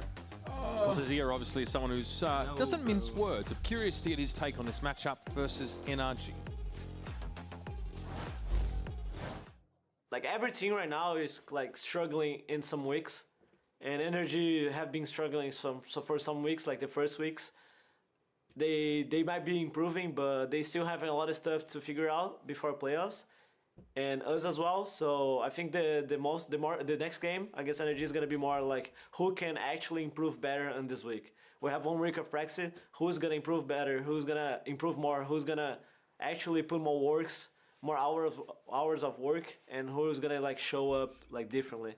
So they've been struggling a little bit. We've been struggling a little bit, but I think that's what's gonna decide the match. Again, to reiterate, Sentinels don't miss domestic playoffs, basically ever. The one time you mentioned it was a holiday, right, after they were in Madrid, and we know how that went for them, so fair enough. This would be, I guess, a change of era. It already has been, right? But it would be a sign of the times, I think, if Sentinels were unable to get past NRG and get into the playoffs in general. It just so happens that Americas is in such a weird state right now that they've got to take on the literal world champions in a do-or-die game to just get to stage playoffs. Yeah, it really also just shows how stacked this group is. I mean, Americas as a whole feels Can we like restart crazy the game right now. or something, Just bro? kind of coin flip games everywhere, like every day, it seems like. But yeah, I mean, at the same time, though, with this Sen roster, I mean, the charitable point of view is that, hey, they are really new. Jerwin only came in for the 2nd week of matches, and they have impressed. I feel like they have shown enough to give you hope for later down the line, future of this year. But kickoff, that's already gone. Stage 1, if they lose here, that's about to be done, which means Stage 2, they need to go on a serious run to be able to make it to champions. Like, they'll have to finish in one of the top spots. Pretty unlikely they'd be able to do it off points, right? Yeah, so, I mean, we're talking about championship points at that point, right? So it's not right. it's not really good enough. Just to yeah, they need to seriously go on a run then. And have they done enough to convince me that it's possible? Yeah, I mean, I think this team has shown good stuff so far. I'm impressed with where they've been at in this first stage, and where they could go into Stage 2. But again, that's kind of the charitable outlook for a team that you expect greatness from, given the brand and organization behind them and what they've accomplished in Valorant in the past. So just saying like, yeah, things improved over the year is pretty light when you're talking about the Sentinels team. At the start of this game, we also say there's no really big black marks on NRG's record since Ethan took over the IGLing. There almost was. These guys had to reverse sweep MIBR in order to make it out of kickoff to Santiago, which in fairness, they performed admirably at, right? They're able to show their caliber on stage, but they almost didn't get there. That's the reality for all of our top teams in Americas right now. And Cortazia says that in that sort of little clip earlier. He's like, every team in Americas has some kind of issue right now. Everyone is scrambling to fix some of those problems week to week. It's really about who's willing to spend the most time in this pivotal week, this last week of preparation into playoffs, and then beyond that, because there's no way that everything's going to be shored up after a game like this. We might not even know which of the better team is. It's been a weird but interesting meta to see the teams try to adapt to, in that Neon just got brought to the forefront because of Danby, so then everyone tried to hard force Neon. We saw Mata trying to run 12 rounds in a row with a shotgun on split because of what Danby had done to G2 and how, you know, they won the Santiago tournament by running around with a judge and shooting people. Like, that is a pretty meta-defining moment to have won the tournament in that way, and it completely changed, I think, the way that America's teams across the board were about to approach, and how the globe is about to approach the meta coming into this first stage of the year.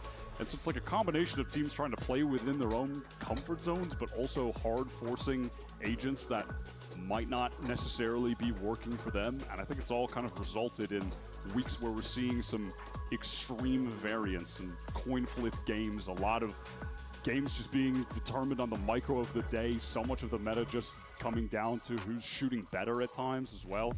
And so it's just resulted in a situation in which the game is very unpredictable. Which makes it fun, but yeah, tough to maintain being at the highest tier.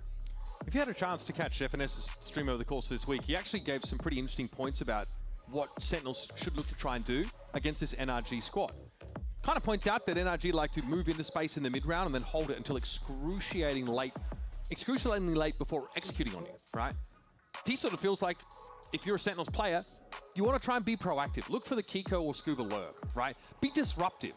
Re-fight for that space that NRG like to take and sit in and stew in for a large amount of that round. It's something that on the attack side of Breeze is still going to be quite relevant in parts of the map.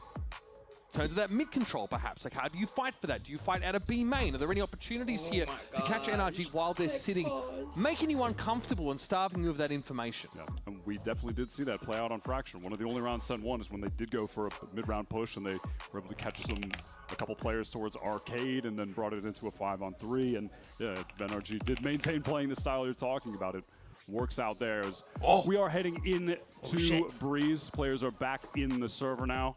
Oh, fuck. I think Sen are going to run it back and four-man walk down mid.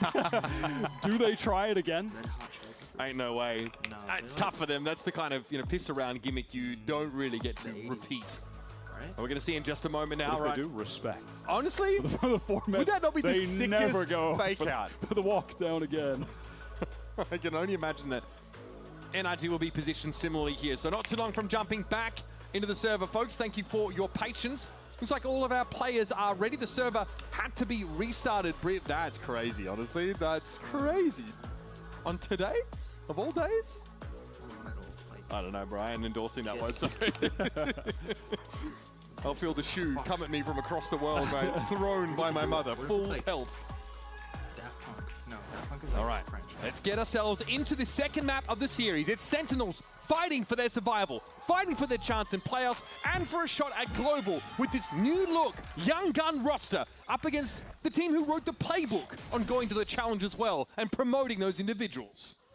NRG worked themselves into A main pretty quick, just walking up into the site. Drone has gone Scuba so deep, but pinged out by the recon and forced to tuck back towards Cubby. He just needs to get out of there before the wall drops. A little lucky to not take any damage while he does so. What is this? NRG exfil from that A side of the map. There's no real foothold on B. Just out in main right now, maybe waiting out some of this util. Cortez, a dangerous anchor player on this site. Really someone you've got to respect. Try and mitigate with some util. And Redux is going to make use of the double tap to use his body for info. Maybe tuck himself into elbow. This is a moment where Sen try to flood in past the wall. It's really tough to play like that against the High Tide. Even though they do have 3 players here, there's still some level of concern that somebody on NRG is trying to work towards mid as the other 2 Sen players try to rotate over. The random spam, the Sheriff is just dealing so much damage. Some nice free damage. Yeah, this is obviously a map where Ethan's KO really looks sublime. Doing a little bit of everything. The 0 point comes in. And NRG, they want to fight in front of this high tide, but look at the util that's being thrown their way by Sen. There's an early warning here. Kiko pops up, and after seeing these players get into the corner, Redux able to bully his way through. They're up close with Cortezia, who deals with Marta. Kiko trying to reposition now. On the other side of this high tide, it comes down, and so does the curtain on the Jets round. Redux is the cleaning crew, and Scuba has to play cringe off the site and try and stop this defuse, but Cove, pretty good ability by the way. Cortezia, safe as a house, sticks the defuse. Solid retake from Sen. They maintain control over by half wall with the 3 players. Wait for everyone to gather up. Go for the standard America's B retake that we've been seeing from like every team, I swear. Just cutting the site in half. It isolates some of NRG in the front. They get darted. They get hit by a relay bolt. NRG really don't have any space on the site at any given point. The guys in the main are cut off. This is just, that was a very, very America's breeze-coded round of stage 1, Mitch. That is straight down to its blue jeans, baby. Once again, it's Marta early here in the B main. Okay, does actually get himself that orb for his trouble. Back over towards the A side. There are a couple of walls here you can use simply just to get you in onto A. Do Sen just give up the side and try and play retake here? Or do they anchor in more like G2 style? Joe's going to get that dart close and be able to peek deep to the left off of it. Certainly going to feel the pressure from Kiko. Jerwin into assist. Uncomfortable Jerwin doing the most right now, and Johnny's there as well with the stinger. Better weapons win here for Sentinels. Yeah, and you could just see John ready to go with that high tide. Throws it up to cut off the attackers so Sen can control more of the site, control both of the pyramids and fight from them. It is not, in fact, Marvin time. 1 kill, but yeah, not enough. The first 2 rounds that NRG have lost on attack on this map, they were flawless up until this game with the 12-0. Trust you to go for the incisive stat line. And this is, we're going to be seeing a whole lot of this style of play from Sen. If they're posted up to flood defend on this site, it's just that wall being thrown from your harbor in front of pyramids, so throw everyone the retake can wall, just get in. Yep, just get in. Keep control of that, you know, backside of the map, backside of pyramids, and fight. Come on, guys. All right, we've got NRG now on the full buy. Default approach to the round. Yep, just standard to throw your Cove over towards B main. It's got the 30-second refresh, so you can just distribute them so frequently throughout the round. The Aldrone is on the B side of the map, so NRG can't really navigate that A main play for now. Nothing off this early info util. Marta might want to cut the site yet again, or at least imply that that's the plan. And if the hit comes in, Cortezia is ready to throw down that molly. Try to cut some players off, hopefully isolate someone forward to get a free and easy kill. Recon darts exchanged. So we're about to see a burst of pace. Look for the high tide wall to come up, and that's just happened immediately. Sentinels are aware of it. Double tap also popped, but there's no push. Yeah, that sound just baited everything out. The high tide does go up though, so NRG have to re-hit. Here's the delayed hit now for NRG. Can everybody know when they're going to activate it? Oh, Kiko! Sharp his attack, but Redux is able to find some space to work in. At that range, that's a nice little spray down with the stinger. Kiko's isolated in the sight, and just too many angles to clear. Cortez just needs to live, wait for his teammates to get into help. What a shot from Scuba. Scuba's got to do more, though. This is not enough yet. Cortezia back by that low wall. Can he set up a weird sort of crossfire? Jonah's looking for this. The time is so low, though. 10 seconds. Has to try to bait someone out with a tap. Cortez just slowly wrapping. Sound. He lives. Somehow avoiding being taken out there, and he can just peer over and get the job done. Dirty work, but someone's going to do it. Cortezia gets his hands muddied with the stinger in that site. Great anchoring so far from Sentinels. That's a really good hold. NRG get the double tap out, and they get that molly out. Crucially, they wait it out, and they re-hit with the high tide still up. But pushing through their own Cove, Redux gets the 2-man transfer. Cortezia is a headshot machine, in fairness. Redux has just been outstanding today, genuinely. He has been incredible. It's forced NRG into this early timeout. He's got his old coach reeling in the booth right now after he just denies that push solo up close at the choke. If he just goes 1-for-1, if he can't connect the transfer onto the second guy, round looks very, very different. Cortez probably overwhelmed backside, but he ends up just being able to take a 1v1, and then Kiko's stranded completely, doesn't know where to look. You can see the NRG are trying to play with their timings a little bit. Like, you think they'd go as soon as that high tide wall comes down, and that's what Sentinels thought. You saw the double tap pop straight away. And the molly and the choke. And they wait. They wait the molly out. They end up hitting that site still. But the stopping power, the raw stopping power of Cortezia, they're tucked. Yeah, that is, of all the sites, of all the anchors that I want to hit into right now from NRG, it's definitely not the Redux Cortezia site. Yeah, no. I'm not trying to mess with those guys at all, man. Give me anywhere else. Yeah, I'd rather take my mother's shoe instead of hitting that side, that's for sure. Throw as hard as you like.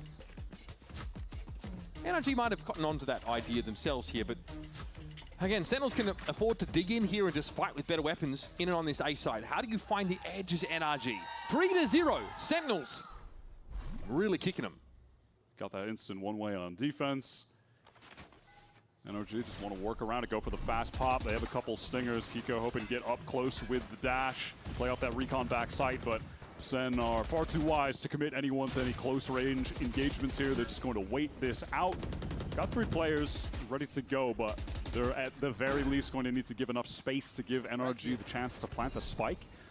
But you can't imagine that's going to result in much. Surely not, right? They just got stingers, sheriffs. Oh, this outdrone timing's a nice time buy here for Brock. Joen does get lit. That's just the cost of doing business when you're tucked in the site. So much is going to come down to this Scuba flank. Relay ball.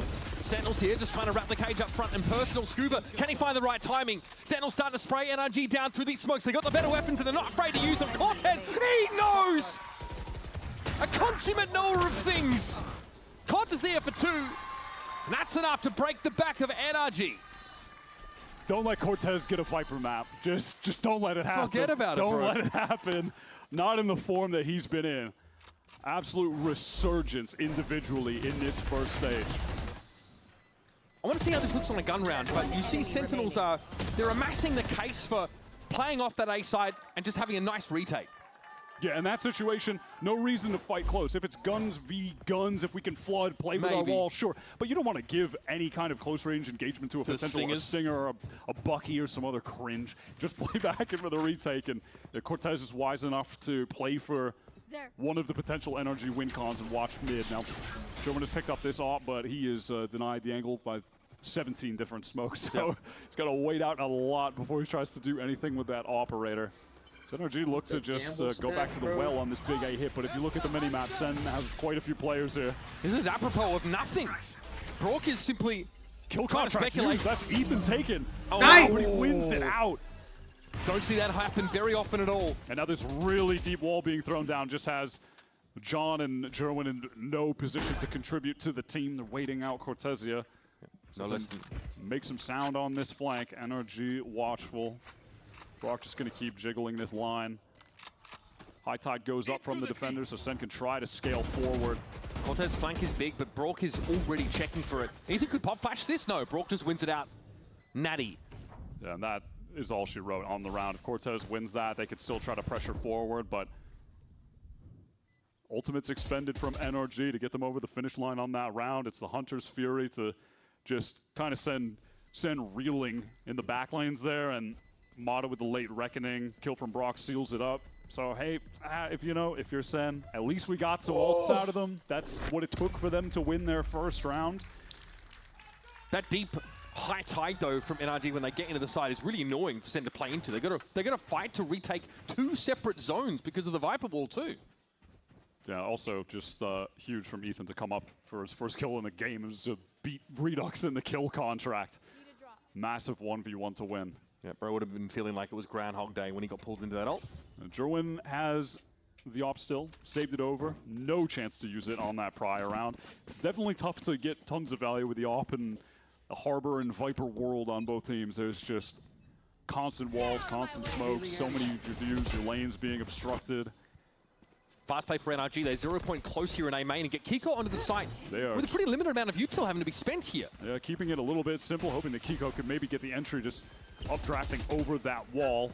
Ping onto John, so players from Sen that were lightly anchoring this site are spotted out, and now this deeper high tide is just going to bide some time for NRG to get posted up. positions a little bit more forward, but you know, ultimately they can't go any further than back pyramids. It's going to come down to the crossfires. Let's see if Cortezia can maybe get in position to get that Viper's hit down on the spike. In the context of the round, the high tide was pretty early though, and now that's not a factor for the attack side.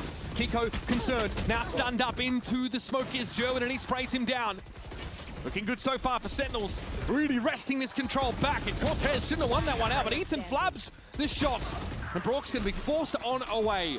Another nice retake, this time with guns against guns by Sentinels. Gerwin sweating down to 4 HP in the molly to get that defuse, but a great retake from Sen. NRG, they're just not able to get much forward space.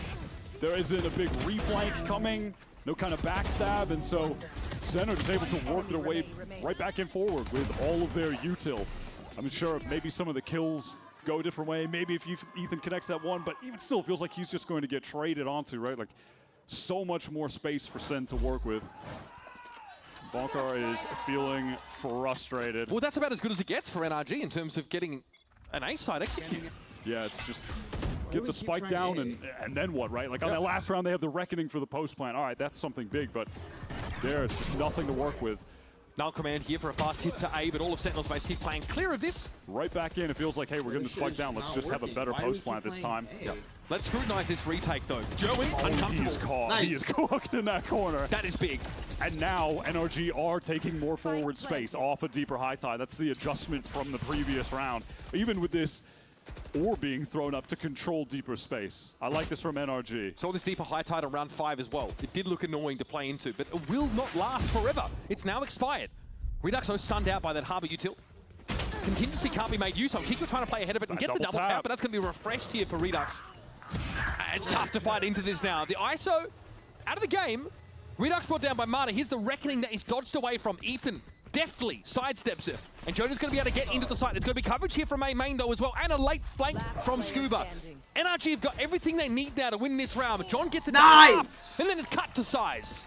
Good setup from NRG. Yeah, that genuinely was just, wait, well, we're getting the site for free. We got the spike down. Let's just set up our post plant in a more effective way. Let's get more space. They have that poison orbs thrown down deeper as well, so Kiko has that to play around on top of the high tide. When it goes down, that can go up. He can sit in there with the shorty, try to work around it, navigate for some kills. Felt like they fought, you know, deeper with that high tide and didn't overextend as well. I think that early kill on Gerwin is pretty massive. Yeah, the Gerwin catches the first domino. That just sets it all up beautifully for NRG. And we just slam A until the cows come home. Looks like it might be a split variant or even a play up mid. But notice that Spike is being carried here, straight into the middle part of the map, and Isa on B. Oh, Ethan's so NRG just work right into that cove, 3-2-1 pop out, but Gerwin is on the line from tunnel. Finally, this off is coming into play. Cortez on that tight angle, doesn't go down. Really no damage off that exchange. Gerwin is posted up and remains so. And now that Spike doesn't really have anywhere to go. There's no foothold on A at all. And I don't know what the B main presence for NRG was supposed to achieve, but they're also pulling off that line. And they can't just work back into the A main hit if they want. Maybe try to split through as well.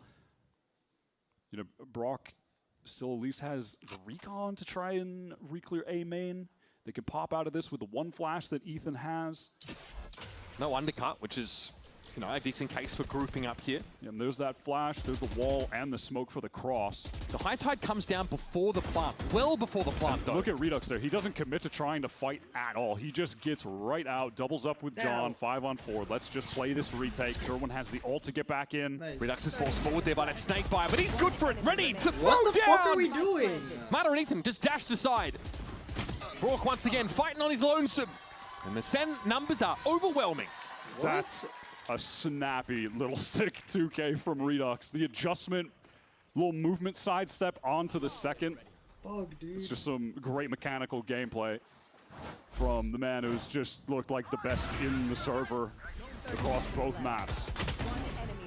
And also just playing the earlier portion of the round intelligently as well. He's posted up deeper towards Pyramid and A main, and then he circles back, doubles up with his teammate.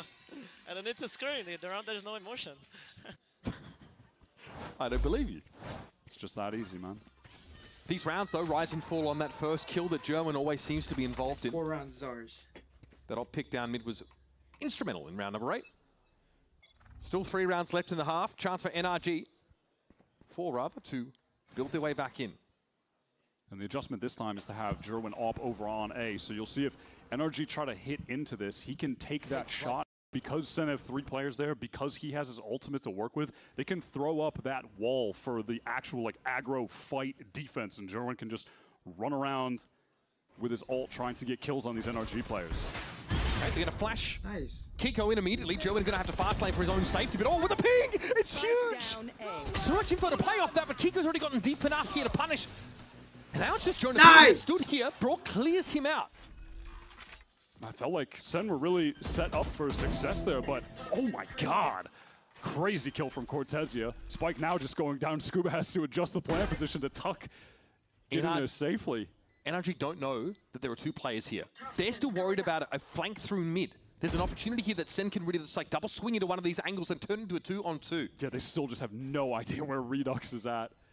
Oh, they're just gonna get in for free. There's a Viper's Pit here for Cortezia. Is there an opportunity to deploy that? All the util here for Redux. Undercut into the back corner. Scuba dealt with it. It's actually Ethan going down first. Here's Cortez moving up. He can clear corners, but didn't quite get there in time. Now the noise being made. Contingency thrown out. You're just going to push through this. Nice! NRG. That's an important round to find here. I like the attempt, but NRG played that well to close it out. Good hit onto the site. I really thought Sen were going to be set up there to succeed. Having 3 players, Jerwin can take the shot. He can switch over to the Neon ult, but he just gets sunned up, caught. His wall is super awkward. No one is able to break that recon for him. I think some of the other walls were just... Both teams get mass recon. Yeah, we're just kind of covering up where it had actually landed. No one able to break it. Just a lot of disruption. As that recon is going in as well, there's like the Hunter Sphere. There's just too much. They're overstimulated. There's too much going on to actually help Jerwin effectively there. Aldrone into A this time. Center pulled right off the site. They're going to look to re-clear mid here with a drone of their own. They're going to see absolutely nothing. This might still pull John across to Crow's Nest in case there's a push out of elbow, which is definitely what's afoot here. And Jerwin not able to purchase an operator into this round, by the way. The economy for Sen is absolutely slipped to effectively nothing. Jonah, the only one cash reserves as the hit is going to go in to be as Cortezia and Redux on the anchor. What That's a catch! the first. Got 2 players with that undercut. It's able to deal with Scuba easily enough, but Kiko is in amongst and it. Sen are trying to flood. They're trying to help Cortez back here, but it goes down to Kiko. Uncharacteristic. Normally Cortez locks it down on this anchor position. Now John is sat around this corner. Joe into the rescue though. Overdrive at the ready, and John is going to make use of the ruckus that he's caused. Joe scoops up a freebie and Sentinels explode back into the round. He's looking casual with it. That was a sick adjustment from John to get that second little upper left mouse flick. Brock got destroyed. Lovely little flood. Again, hey man, that's what happens when you hit the Cortez Redux site. Like, it's not happening. It's a brick wall. But credit to the rest of the team for being able to get there so fast. Jerwin is in a position playing like back on A, whereas a Neon, yeah, he can rotate all the way across to get there in time and support while the action is still happening. Ridiculous. Fast hit here for NRG towards the B side. We got straight B pop and nobody home, but there is going to be a kill contract for the retake. Could be pretty big, but there's a Viper's Pit in play as well. It's a trader to kill there, Ethan falls. Well, Redux 0 for 1. He's going to need to get this so the team can succeed at the retake. Would have loved to have gotten the Viper, but it's Brock in the 1v1. We'll have to settle here for the Sova, who had the util to spend afterwards. Well fought. Redux still here, ready to fight. Contingency can get them into the B side now, but the Viper's Pit's still a bit of a problem. Here's a Reckoning now. Headed over towards Tunnel. Not doing much. Everyone's coming from main, and the high tide is just giving them a safe little entryway into the site, but time really is starting to dwindle from the clock. It keeps Jerwin out. That is the one upside here, but he's still able to find Kiko one way or another. Scuba's going to be an absolute rat here, but he gets dug out. Sentinels in on the defuse now for an 8-round defense side. They are looking phenomenal on this map. Ewok not lying when he said that they have just been drilling their breeze into the ground in Prague. It is showing. Redux, little stunning shot there. Made it look so easy. The Reckoning looked a little bit awkward getting thrown out there. Sen just completely circumvents it by calling to go for the retake with the majority of the pack through main. High Tide to get out. It covers up the pit. They're out safely. The Reckoning is just sent at Jerwin. It really just doesn't end up being effective. He still kills Kiko. He just plays around the edge. They just do a great job of entirely maneuvering around it. And that was about as good as it gets for NRG. It's like a fast hit to B. They had control of the side. They're just going to carbon copy, run it back again here. Just with worse weaponry. They're going to get in. It's all for free. 5-on-5 retake. I mean, free? They missed all the walls. I'm looking at Jonah. I'm looking at John. The two of them have one orb, just one orb away to get their ults online for this retake. So that could be really significant. There's not going to be any ults here for NRG whatsoever. They're not able to get any forward space in the site. They have to be concerned about getting pressed from every single lane right now. This is Sen starting from zero to build a retake from scratch. 3 players towards tunnel. Now they're starting to encroach. High Tide is going to cover off the B main direction. Oh, Jerwin slips on in there. Kiko didn't know what hit him. Ethan now looking uncomfortable. Hit with that undercut contingency. They're just divided, man. They can't support each other. Sights cut up, and Jerwin is going to make mincemeat of them. Sentinels look absolutely dominant on this defense side. Make it 9 rounds headed into the half. Sen on the B retakes are just executing them exactly as they've drawn them up, and NRG are just really playing into their hands here. Sen are looking fantastic on this defense side. NRG go from winning out an attack at 12-0 to only getting 3 rounds. We got 9 on this side? I'm so freaking happy. Again, last time NRG on this map, 12-0 flawless on attack to only getting 3 rounds here against Sentinels. Now time to head to a break here. A dominant showing for Sentinels to start this half to make their case for a 3rd map. Don't go too far, more a breeze waits around the corner.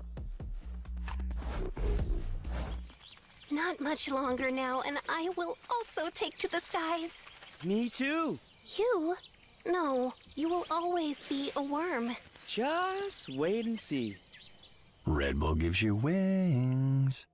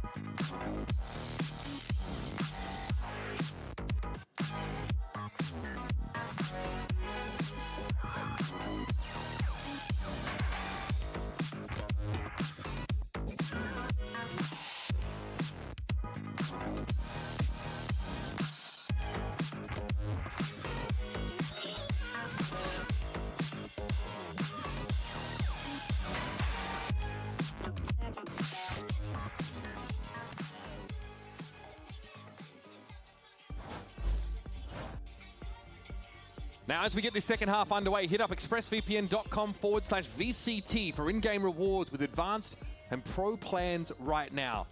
It's 2025, start of the season. Youngster out of Brazil looks to hit the stage in VCT Americas on MIBR squad. The rumors are he's sharp, snappy. He looks happy to be here, but nervous, a little restrained. Fast forward a year, and this guy is the life of the party. The beating heart of this team, and man, he is a brutal opponent to fight in those anchoring scenarios. Cortesia, very pleased about a 9-3 result, and you can't blame him. This is stunning from Sentinels, and he's been a big part of their success. You just do not want to allow Cortesia to have a Viper map. He is way too good on this agent, and Redux just across the board today. Fracture, even in the defeat, and Bree so far has just been putting up an outrageous duelist performance. He is the real deal. We've been waiting to see him in VCT for years, and the way it was worth it. He's definitely, as advertised, he lived up to the hype that began, well, like 2023? Yep. And he's still got it. He's even better than he was then, so. Yeah, honestly molded into a bit of a leader, someone who's more flexible, more dynamic from that academy system. Notably, of course, Sentinels Academy. Sen make their way out onto this A site with a high tide going up. Their comp definitely more brawly with this ISO in the mix, fighting close range. They're gonna have to be concerned about dealing with Ethan's pop flashes, coming through some of these walls when NRG are back on the retakes. Here comes their own high tide, cutting off the players in main and Cubby from the ones who are going to be entrenched on the site.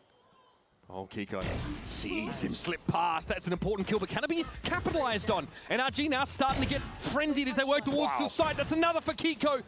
Stacking them up. And now you're uncomfortable for Sentinels. You're backed into a corner, but that's where you fight best. It's Cortazir and Jerwin now coming to the fore. Out in the open, though, it's Brock trying to gun them down. Cortazir in the 1 versus 2. Can't quite get there. We're back. Brock with that Sheriff on the pistol rounds feels like he's always going to be good for it. NRG succeed on the retake. And it's really, though, all about Kiko on that flank. Just gets a really nice little timed swing, waiting for the rotate from Jonah P to get back in main, catches him completely unaware. And then the little movement swing out. One tap on a John was just so crazy. Kiko definitely keeps NRG in the game here. His jet has been great. In fairness, it's like a 50% pistol win rate for NRG. They've been solid. Won't take anything away from them here, but now they've really got to hit the ground running in the second half. Outlaw buy for Kiko already. And it's a 0 investment for Sen. They get the orb, and they'd be happy to just get the spike down. Maybe try and get another orb or spike down for Redux. Get him close to the kill contract. He is the one player in the server that is already really close to an ult, so that's something they can try to play too in the next round. Suffice to say, just another crosshair placement is broken. Oh, by the way, it's John back here. He's the one with the spike. So yeah, how patient, though, is Kiko expected to be here? He has eyes for 8. They are going to sell a fake on G. They're trying to orb max with Redux. They were just waiting for the Cove to get thrown out over on the B side of the map. And NRG, they definitely know what's going on. It's seeing the orb count going up. They're picking a 3-man up mid. There's no one here to cover Marta at all. He's so alone in this position, except the Crow's Nest, though. In fairness, Brock is there. Marta's getting ready for it, though. He hears all of this. Double tap got broken on his way across. Marta's able to find 2. Now the wheels start to fall off the bus here for Sentinels.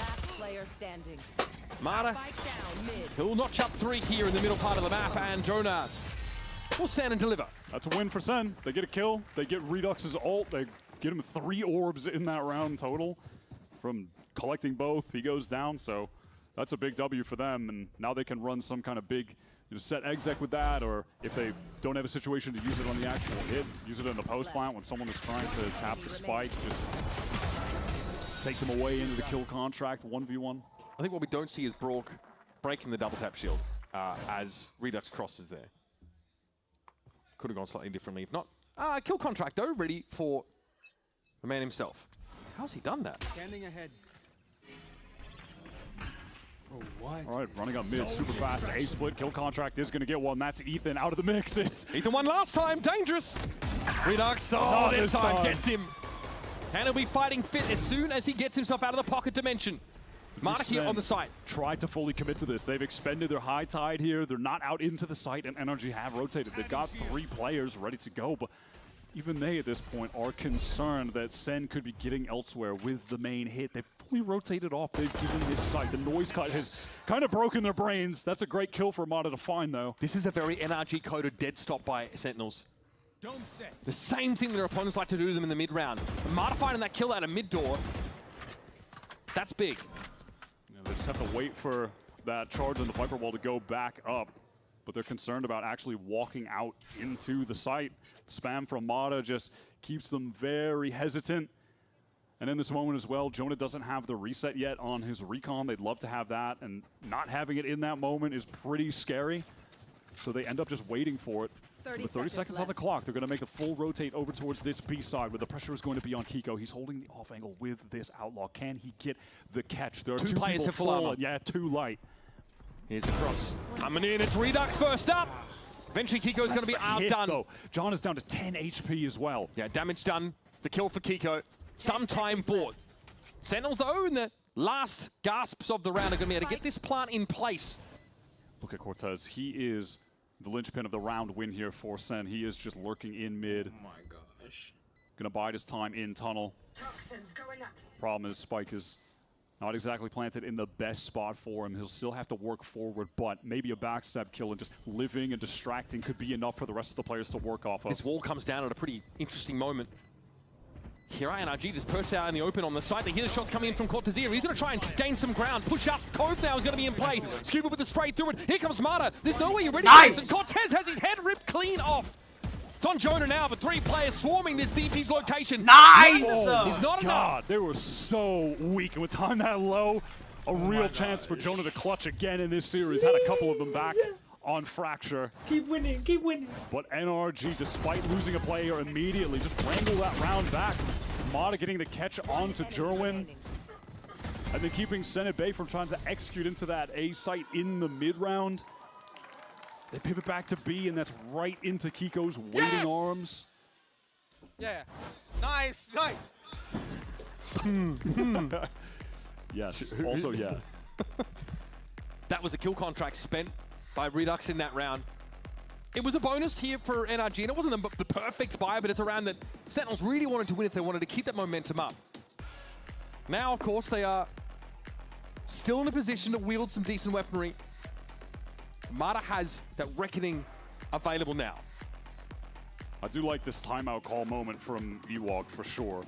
This is similar to what happened on Fracture, where Sen are in a pivotal round, they lose it. On Fracture, it was them getting ecoed after they won the pistol. Here, it's they're up 5-4 on an anti-bonus, and then they get bonused. You don't want things to just completely spin out of control like they did when they had that huge lead on map 1, right? So try to get into the mix now. I mean, he's barking. Bonkar's literally barking. But and meanwhile, Ewok, dead serious. But I get it. They have the lead. Again, they cannot afford to squander it again, or their stage 1 is over. This is such a crucial buy. You're up against a team who's going to punish you for taking your foot off the gas. And they're up against a team that also has a Reckoning on this round, so they can absolutely just play to a big Harbor retake, as is the America's way on Breeze right now. Watch out. This is a force round. There's 4 half armors on the field. So how do you shut down Kiko's lines? Don't show your leg, I guess, is the only answer. At least now they have the info on where that outlaw is placed, right? So it's just trying to work out of a main, but that's not going to happen when 3 of you are delayed by the suppress. Big info. The Viper wasn't caught in the 0 point, but they still didn't want to take the risk, of course. Having your Neon suppressed is no bueno. Center on the rotate off. They have to be worried about this outlaw watching the cross on mid again. Brawl feels like he's probably seen enough here. They're going to get the Harbor up on the line. Good for the trade. I'll take that trade all day if I'm Sen. 100%. Hey, sucks we lost our Sova, our recon, all that to get in, but we don't have to deal with the Reckoning. Oh, man, Scuba with the first. Redux able to get through, though. The contingency comes up just a second too late. Still, no one is able to actually help Scuba on this site. He is alone, but they need to deal with him immediately, and they just can't do it. John is down. That's a spike loose as well. Just Redux wins it out, but there's a trade there. Brock has finally arrived. The spike's loose in main. Sentinels forced into this round. It was a risk, a gambit. The deck was stacked against them. And that Cortezia at 14 and 8 has to pull off a dirty 1v2 to pay this theory off. 20 seconds. He's going to run away. He's just sending it to the A site. He is going to be able to get in there. NRG, they just want to stay doubled up, of course. I mean, by the time it gets to a situation where the spike is down, all that, Brock should have his recon back. Ethan still has the 0 point to work with as well, right? So they can definitely expend those tools to just spot out Cortezia's position. Trying to play a 1v2 against 2 scan initiators is brutal. Cortezia is just trying to maneuver into somewhere where NRG would at least expect him to be. He's pressed up far more forward right now. There goes the 0 point. This is not going to spot Cortezia, but this is eliminating possibilities, Ethan. Yes! Okay. The swing trade wasn't needed. We're on our feet here. NRG have done it. Sentinels throw caution to the wind and force into that round. It doesn't work. Yeah, at least the loss bonus is at max, and they got the spike down, so they'll be able to put together another solid buy. Scuba with that first kill. No one able to swing for the instant trade is unfortunate. It's allowed enough time to just keep working himself on that site into another 1v1 that he wins. Listen, Ethan isn't putting up the crazy numbers in the server right now, but He had some impactful utility so far on this half. Really important suppresses coming through, and there just wins out a high-impact duel against Cortezia to seal that round away. Kiko was controlled pretty well in that round. That Outlaw didn't get much done. So Sen looks like they're just going to throw together barely even a semi-bar. I mean, it's just still Chico. 5 sheriffs. Kiko, yeah, dangerous. That near sighting. It's going to force him back. Joe, and those suffers the same kiss of the ocean. Counter Sun just pushes him away. Pivot into the B site. Hit is coming right now. High Tide is up. Scuba is isolated from the rest of the team. Ethan's with the spray. Just gets the first, though. Can Scuba do it yet again? The timing is pretty good, but he misses the shot. John Wayne this time still not able to get the better of him. Ethan was there. Marta locked it down, and Cortezia. Again, this is Sheriff. Buy-in. And really, he is insanely trapped. The makings of a flawless round at work here. Might find Kiko, though. What the fuck? That'll happen. Yes, though, bro! Ready to pick up the slack, and now the lead has been shrunk to a single round after a 9-3 halftime score.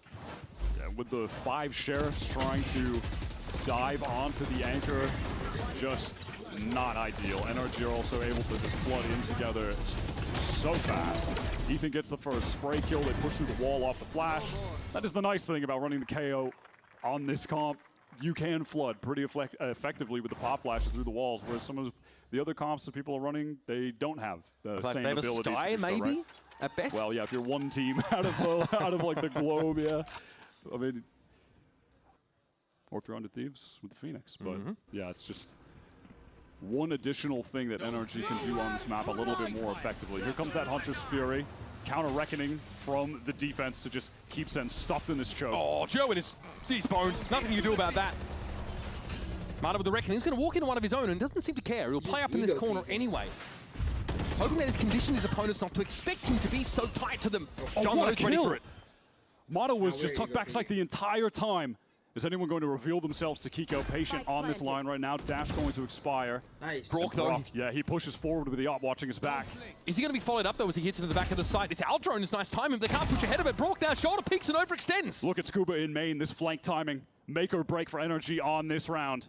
Surely they're going to watch for it. You saw the look in that direction by Jonah P, but it's Kiko. John's just uncomfortable. He's walking forward. He's caught. Kiko just trying to keep them busy, keep them interested. Obscure the fact that Scuba's coming in, but time is getting short here. They're going to double him up. And that's Kiko down. Scuba doesn't really have the time to fend off 2 assailants and defuse, and so Sentinels, amidst the debris, they cobble together an important round to keep them ahead. Stunning little kill in the midst of everything that was happening from John. Just turns on Mata, who is so patient, back sight. That's a round-defining kill. And then in the end there, Jonah and Redux, they're doubling up. Just isolating each player one at a time to get those kills. Desperately needed round for Sen. I need a gun. Maintaining the lead just barely. Come on, Ethan. Still, some extra cash left over for NRG means they can simply run this back. They've got the Hunter's Fury this time. An early Viper Speed here into B main. And they had a lot of players still with it on B, thinking that it was possible Redux could just try to take the Viper away and they'd execute off the back of it so they'd have a bunch of people ready to go. But no, it's just the A site that Sen will be working their way into, keeping it simple. Cortezia has the Viper Spit of his own for this post plant. Redux no longer with the shield, but he still has the kill contract for a late moment in this round to try and get the win. Hunter's Fury here to try and clear this Viper's Pit out, but for how long can you do that? It's been used to very limited effect, and so we'll see Cortezia walk back in. Look at the map right now. Only Jerwin in right now. 1v1 against Kiko. Redux 2 for 1 in these kill contracts. This is a big ask. Kiko dangerous to Saner, but Redux wins it out yet again. And now, Sen buoyed in confidence by that moment could go ham on the site. Jerwin sprays through, it's 2 down.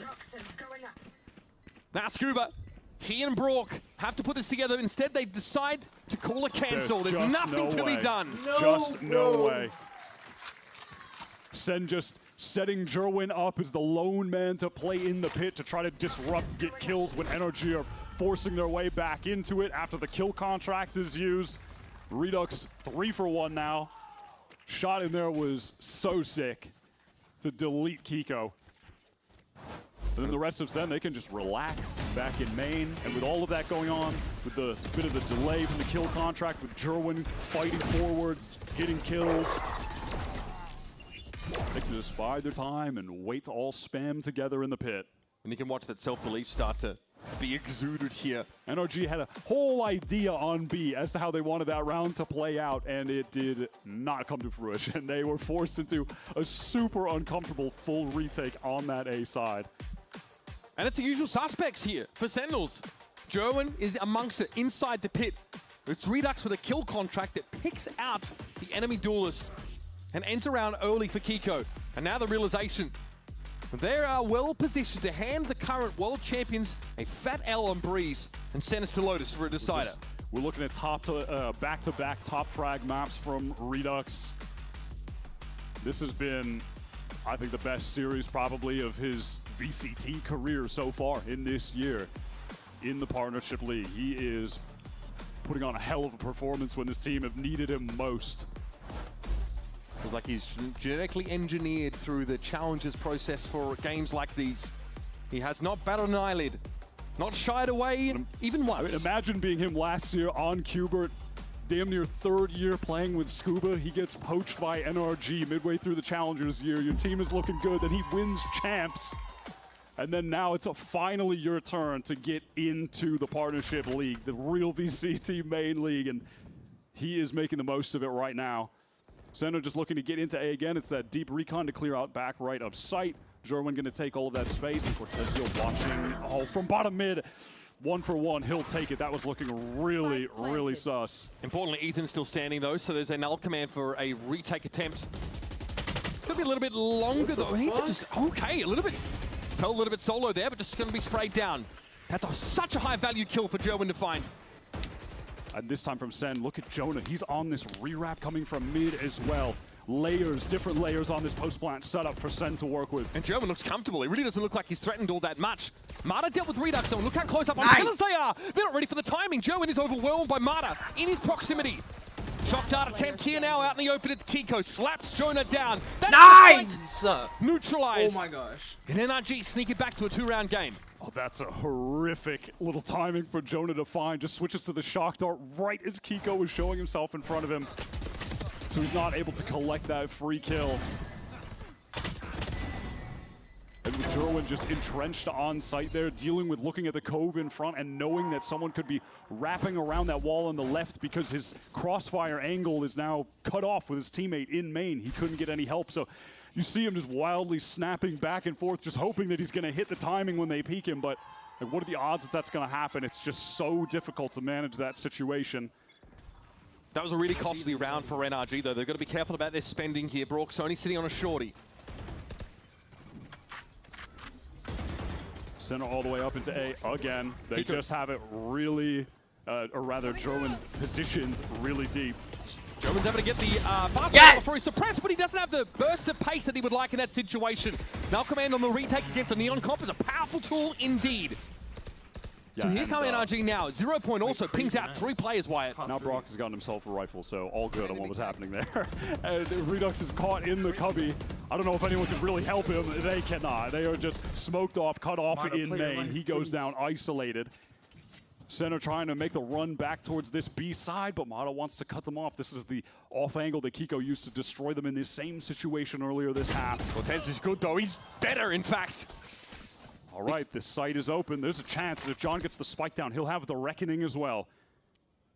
Tentative, though, from Sentinels getting into this B site, aware of players that could be embedded. They haven't seen Scuba, I guess. And because they have to be apprehensive, it's allowing NRG all of this time to gather up at the arches. Do they want to accelerate in while the spike is going down before the Reckoning is an option? They really can. Here comes that ult from John. Pivotal moment in the round. Dodged away from by everybody but Brock here. So NRG still have a foothold on this side. Ethan has to whip around there. At least it's going to be traded out. He thought he got it and he turned. It's John now. In the post part, Kiko might have spotted him out there. It's unclear. Yes, they're doubled up. NRG waiting for him, but John does not have to move. He's not under any pressure.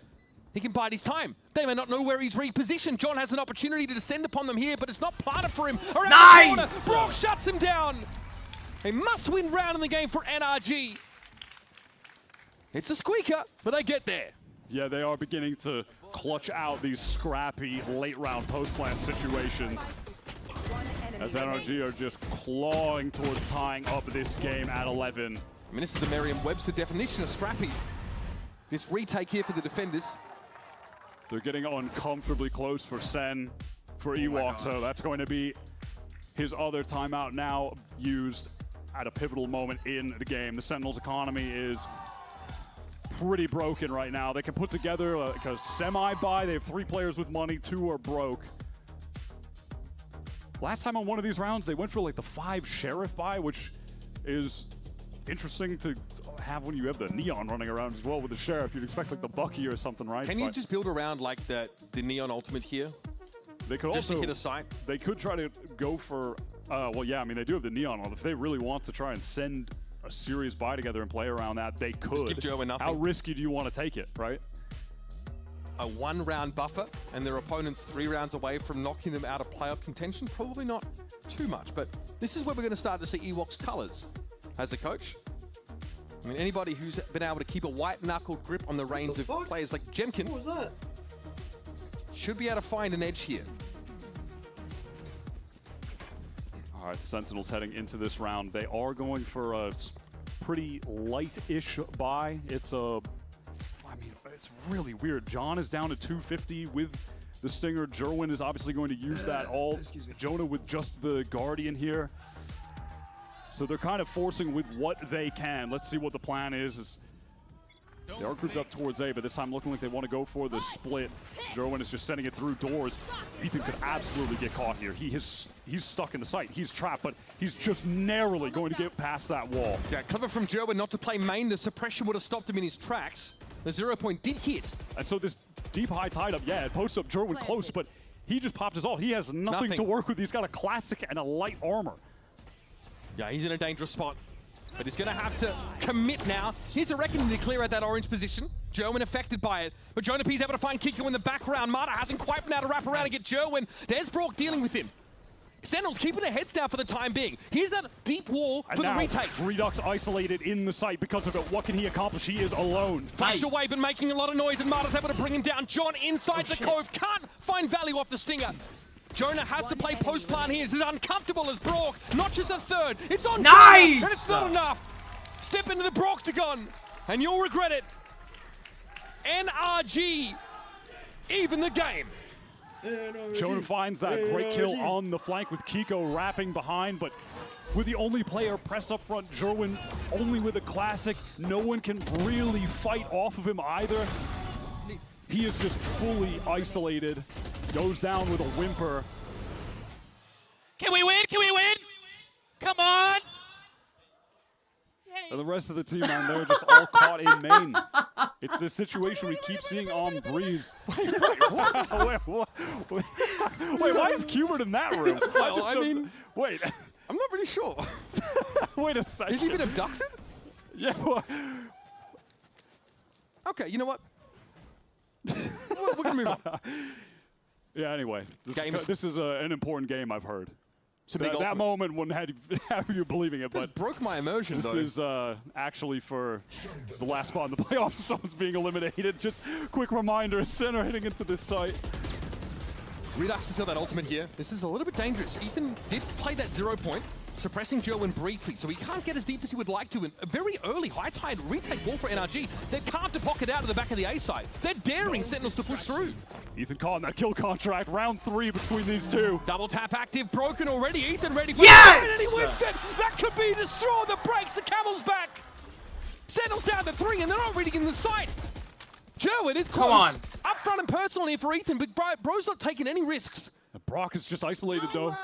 No one able to assist. Hunter's Fury. Jerwin is in, but 3 players staring his way. John able to get that one trade. Now he's isolated. He needs help from Jonah, who's stuck behind this cove. Ethan, low HP. They've spotted him out.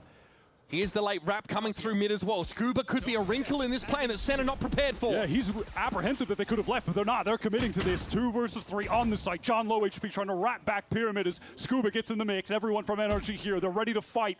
And Center just trapped back site. They have no space to work with. Back to back is the way Center gonna go. It's the way they came into the round. Jonah traded out. It's gonna be John with 31 health. John to do it all. Surely not Scuba. Oh, he's done it. What?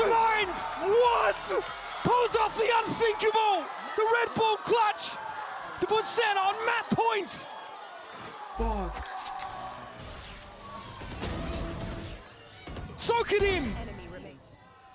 This is what championship pedigree looks like in the making. John wins the unwinnable. Oh my God.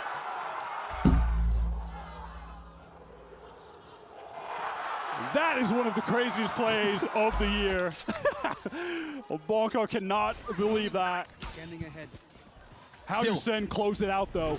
Money for NRG, plenty to spend. Listen, that one gets the adrenaline going, but it's time to rein it back in. They need one more round. NRG can still bring this to OT. No Sen, they need to close it out after a play like that. Gerwin is deep. They don't know he's so far in. He's going to have a timing.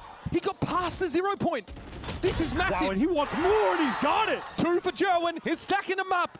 And Scuba and Marta, the last standing, in no position to really do much about this. Look at the mid-presence here for Sentinels. They have the map locked. Marta biding his time, sees a bit of Gerwin. He's tapped up, slide comes in, and he still wins it out. Scuba also finds success in mid. It's all on him, though. And he's a long way from the action. And I'm sweating just watching these 1v1s being taken. He's got a snake bite. Can he find the right use for this? We might see an adjustment of plant location, and a Viper's Pit comes down. Cortese will play the fringes of it. That's a spike deployed. Jeez, they've got everything. Kitchen sink thrown alongside the Reckoning. The Scuba is well clear of it. Into the edge of the pit. Knows he's got to dig deep. 3 players patrolling the edges of this Viper Pit. And Scuba will emerge very low due to the decay. How do you fight your way out of this situation? Senna giving no openings. Not making any mistakes. And Scuba now has to reveal himself, make some noise, and just go for it. It's not enough! Ladies and gentlemen, you deserve a series that goes all the way. The final playoff spot here in Stage 1 remains on the line as Sentinels take Breeze. Both teams come into this with a similar style, playing with the Harbors, but Sen are just a little bit better. Redux was a little bit better. Cortesia had a stunning map as well. John's clutch is what really seals that victory for them. Unbelievable.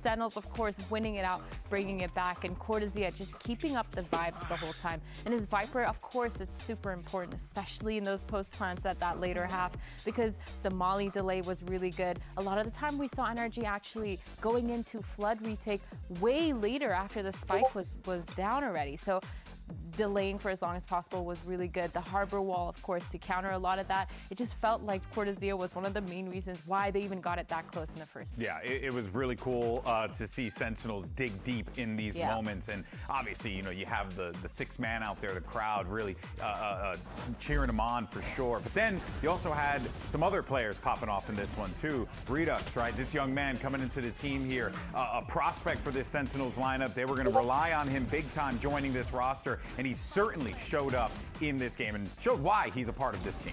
Today is the first time where we see the first 2 maps that Sentinels play have them play double duelists. This is not something that we see every single time, and for Redux, this is massive. We always highlight how good he is at being aggressive, getting that space, and with his ISO, he was able to do that. You see the impact that he had on Fracture. Unfortunately, for that map, it wasn't enough, but for Breeze, it was a key piece for them finding success and finally being able to close it out. Yeah, consistency is something really important, and Redux doing it on the duelists, like you said, but also being able to bring that to potentially a Lotus map where maybe they're not playing that double duelist. I know, Dan, you really want to see a double duelist again, which is completely understandable because they look so good together, Redux, and it's just so hard to kind of come to understand how Redux is doing so well, consistently playing super aggressive and not faltering at all. Not a single drop in confidence when it comes to being aggressive, especially in those post plants, taking back sight every single time that he can get that opportunity to delay those retakes. And you see Jerwin as well being able to do that a lot, but I feel like Redux was a key part of that space as well that they were able to get early on. So I'm very excited to see how this third map is going to play out. Again, it all comes down to a single map to define who is going to move to playoffs, who's going to get eliminated, and we don't know what Sentinels is going to be playing. Last time that they played this map of Lotus, it was Victor still playing in the duelist, so a lot of things have changed since then, and that's why I want to see a double duelist maybe, or maybe Redux goes back to the Omen. One other thing I just want to point out for our viewers at home, you were seeing the coaches there dueling shots for a moment there. The emotion, the way that Bonker was approaching it, you could tell the stakes are high for this one, folks, because let's not forget, this is for the final spot in stage 1. If you win this, no matter what, no matter how it unfolds, one of these teams is going to be joining us in the playoffs, and the other one is going to be watching from home. Let's find out how all this unfolds after this. Why is Neon? No.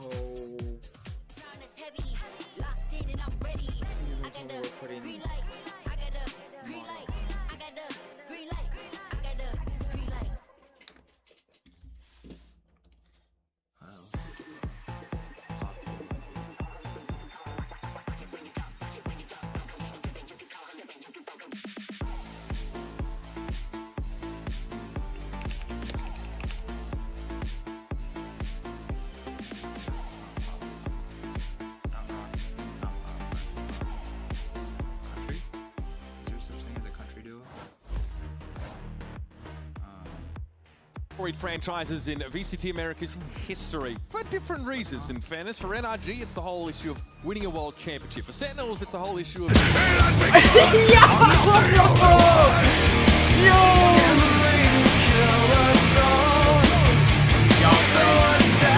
fight for a spot in London.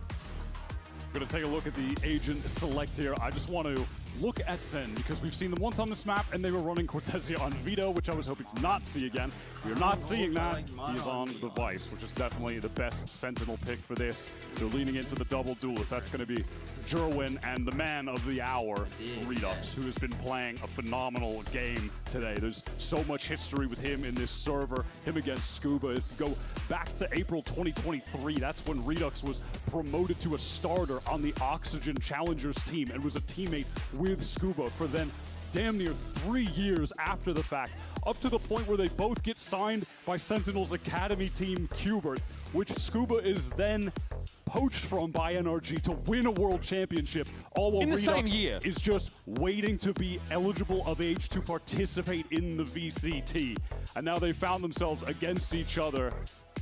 in a banger series for the last spot in the playoffs of this first stage. Hopes of making London on the line for both of these teams. NRG, they were so close at running it back at Santiago. Winning champs and then finishing 3rd place is so impressive. It's not often that you see that. The champ's curse is usually to bomb out in the first global of the next year.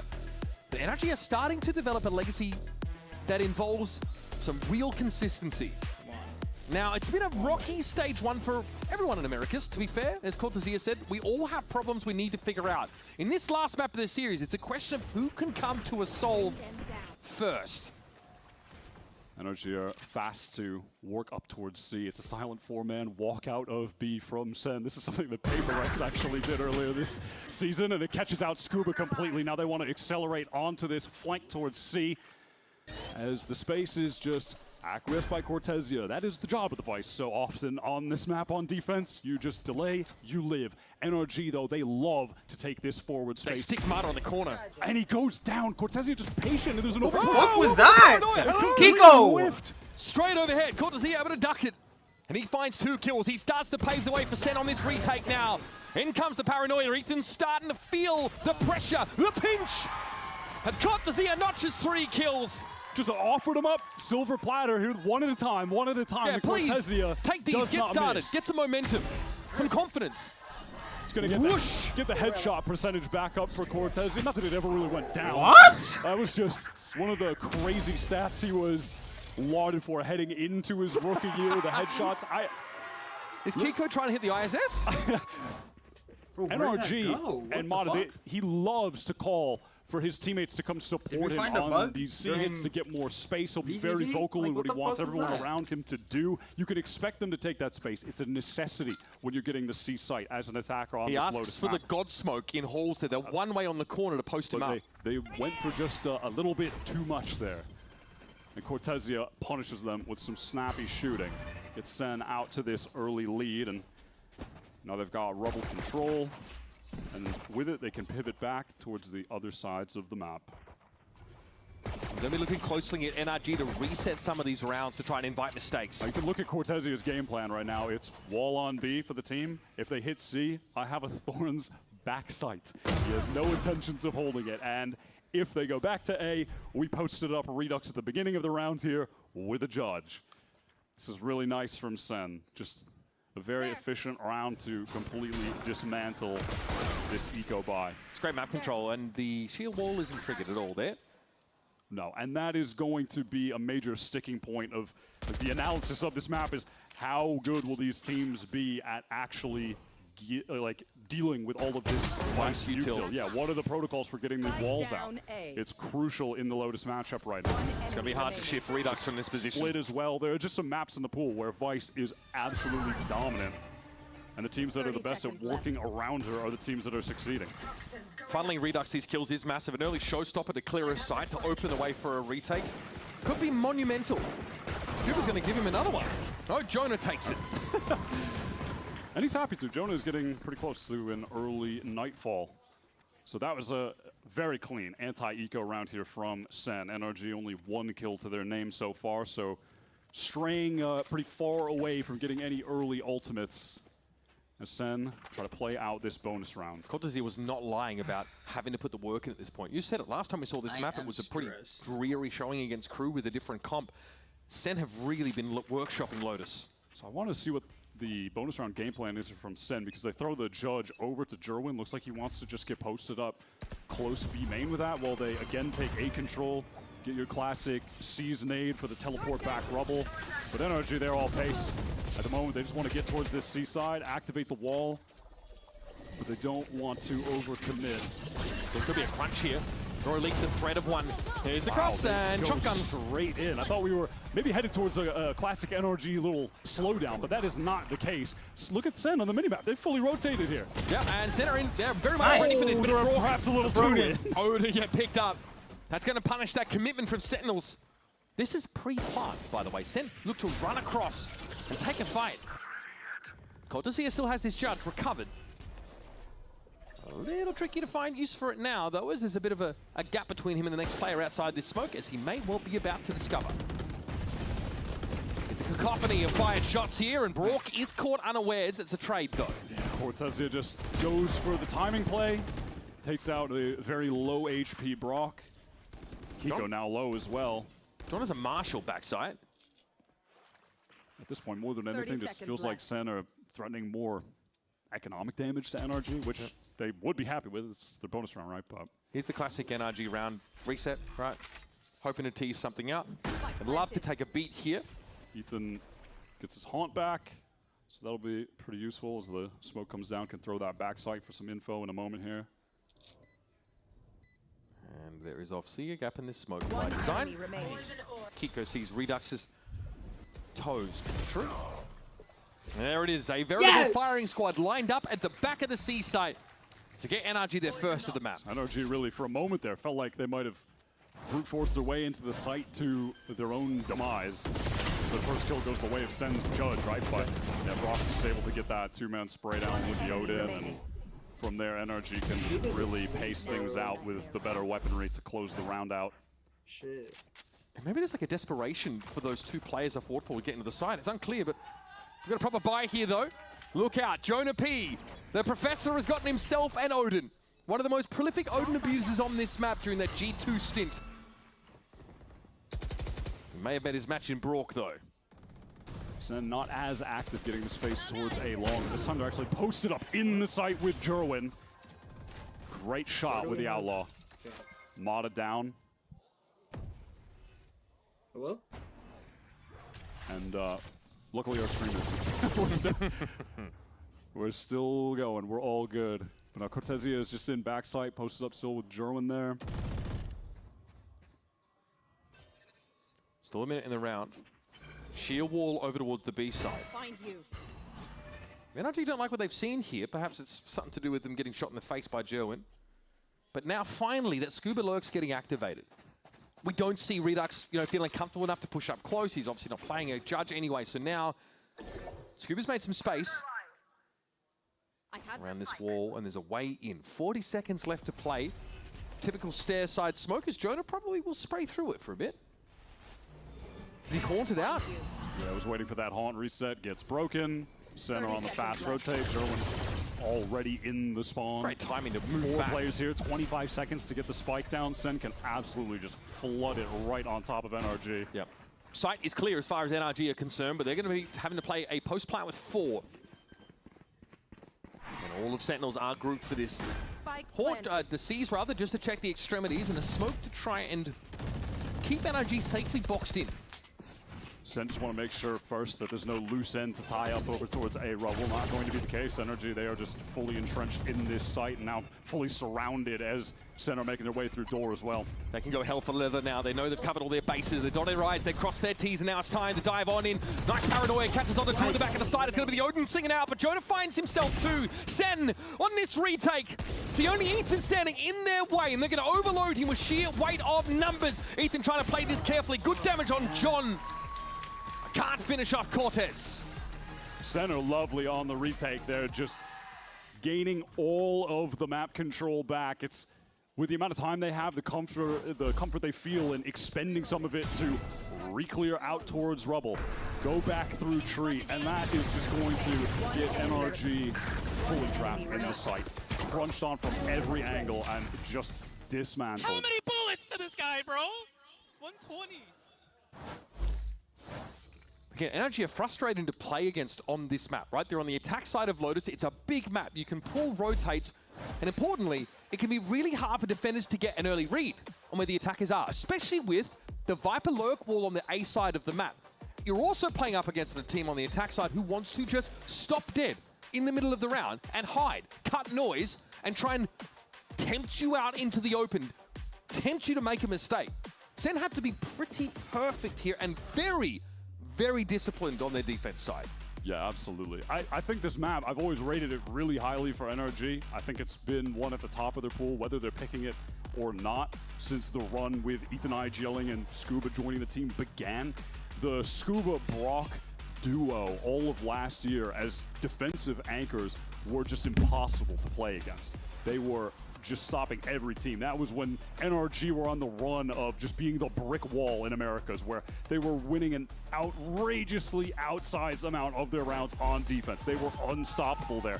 And then that carries over to champions. Like, they beat DRX on Lotus, they beat Giants on Lotus, then they beat Fnatic on Lotus in the finals that they then win. Like, I've always associated this map with them as one of their best.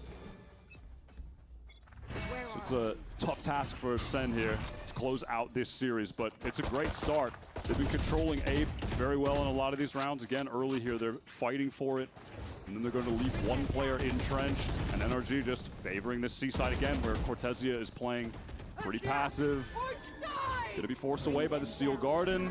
You can see everyone on Sen just playing at the peripheries of that circle on the map.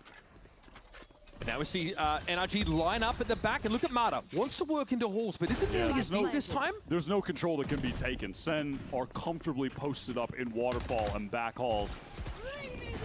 Okay, Steel Garden comes out now, but Cortezia does get caught as he tries to unleash it. Here's Redux, he's going for it now. Showstopper in play. Sees John TP in front of him into the Rays of Vine. He is lacerated to death. Still, Ethan got to be caught out in the corner there. Brock tucked in now as that decay is expiring. 3-on-3, Joan might try and swing this with an Odin as well. The spray comes in from Jonah, but Brock is ready for it. Trying to beat a man in his own game. A dangerous business. And now Scuba with the stinger has to go. Yeah! Scuba! He's good for it. Red Bull clutch for NRG. A scrappy round. Oh my gosh. Dangerous post plant on C, but they convert. Denies Redux the defuse. Every ult that everyone had just got pressed at the same time. You have NRG trying to activate an aggro play into Waterfall as the Steel Garden was being used just before those weapons would have gotten ripped away from them. Do something hyper disruptive, which was a necessity. They have no map control. That might be the loudest I've heard, Scooby. NRG risk everything to win out that round, and they do it just so narrowly. Right into the A fight, Arsene again. They're trying to take that space. And NRG, for the first time, do really anything to contest it, and that's just Mata posting up with the Outlaw, hitting the instant shot, and Jerwin is removed from the round. But that one kill, that is going to keep Jonah on this side of the map for far longer than he would like. If there's a need to rotate, Jonah can never be sure. Yeah, he'd love to be able to go somewhere else or have the Neon stay there and he could go somewhere. Someone post up and you can have another rotator, right? And that's just not the case. He's hard committed to this. I think your initiator is solo holding the weak side of the map. But he's got the Odin. And we know he knows how to use it. Right, well, we get the idea now. Shield wall placed behind NRG. They are going to try and make use of the opening they've made on the A side and this lurk wall. Here's the Prowler. Jonah P gets some advance notice though. Back into tree. I'll find you. NRG, they're going to want none of that. Just knowing that the Odin is on that side of the map is enough to have desires to try and pressure elsewhere, right? With 30 seconds left though, they're going to go back into the Odin, and Jonah is still just over on A. They wanted to make some noise over towards C and then explode out into rubble. Yeah, they caught Jonah. Wonderful late little round call. And now they have this A site for free. Ethan is on a late backstab as well as Senna just scrambling towards the site. 10 seconds left. There is a shield wall though. Cortez needs to go down before Ethan can really get active on this B side. And Johnny's even looking at it. He's mindful. There's no hurry for Ethan in that B position. Here comes Cortez. Okay, now that shield wall is disengaged. Ethan can start to move with a bit more impunity here over towards Baby Door. These last two players for Sen have no money in the bank though. They have got to get out of there and save these guns, surely. How do they get out safely, though? Knowing that Ethan is somewhere in the mix behind them. And at this point, neither side has any money. John's in trouble. Kind of just committed to fighting, and yeah, John blinded up, caught by the Odin and the Stinger as well from Blue, so he is done. Redux has got no escape here. Economic damage also not forthcoming. Awkward. What a lovely little late round call from NRG, from Ethan. They give the info on the Odin that Jonah is there over towards a rubble. Could have gone out tree, but they don't know that for sure. He could be posted up. Someone else could be still posted up too, right? They go back over towards C. Super fast pressure with the Neon coming through, acting like they heard the Odin, and now they're trying to pivot to the other site because of it. But they just wait out in lobby, double back. Jonah gets exposed by the re-clear utility. They all push out. of that A main choke together and deal with him. In the end, it's a dangerous game to leave Jonah That's alone. great calling. But what can they do? What's the option, right? When they lose that one player so early. Now, Sen on this eco, they push all the way through C, ult being used by Jerwin, and that's going to force NRG to get into this A side where Sen at least have the Vice util, right? They're funneling them into that, excuse me. Shorty backside, so maybe there's a way for Sen to claw themselves into this round. And this is quite deep here for Scuba. Sheer wall though was eventually cleared. Oh, despair from Brock! What a high-value kill. Player hiding in the smoke here. It's Cortez. Surely not three! Heads are rolling, and time has been bought. 4 for Cortez. The headshot ban and almost delivers a miracle. But he's done enough here, surely for Sentinels. Mata alone. Spike at least to hand. Jonah recovers a gun. They needed that desperately. Jerwin is tucked in the site. Surely he doesn't feel like he can risk trying to get out to get a second one. He just has to stay in that position. Cortez has done so much, but Sen are not out of the woods. They haven't won this round yet. You're right, Jonah has a gun. They're not playing together though. Mata, correction, sees the player, and that's 3 now. Is this enough reason for him to get out of here? 30 seconds left. Jonah's got the gun, dropped into pit amidst that fight. Mata's trying to slip, slide away. Over the baby door and over for a B plant we go. Or C, he can go wherever he wants.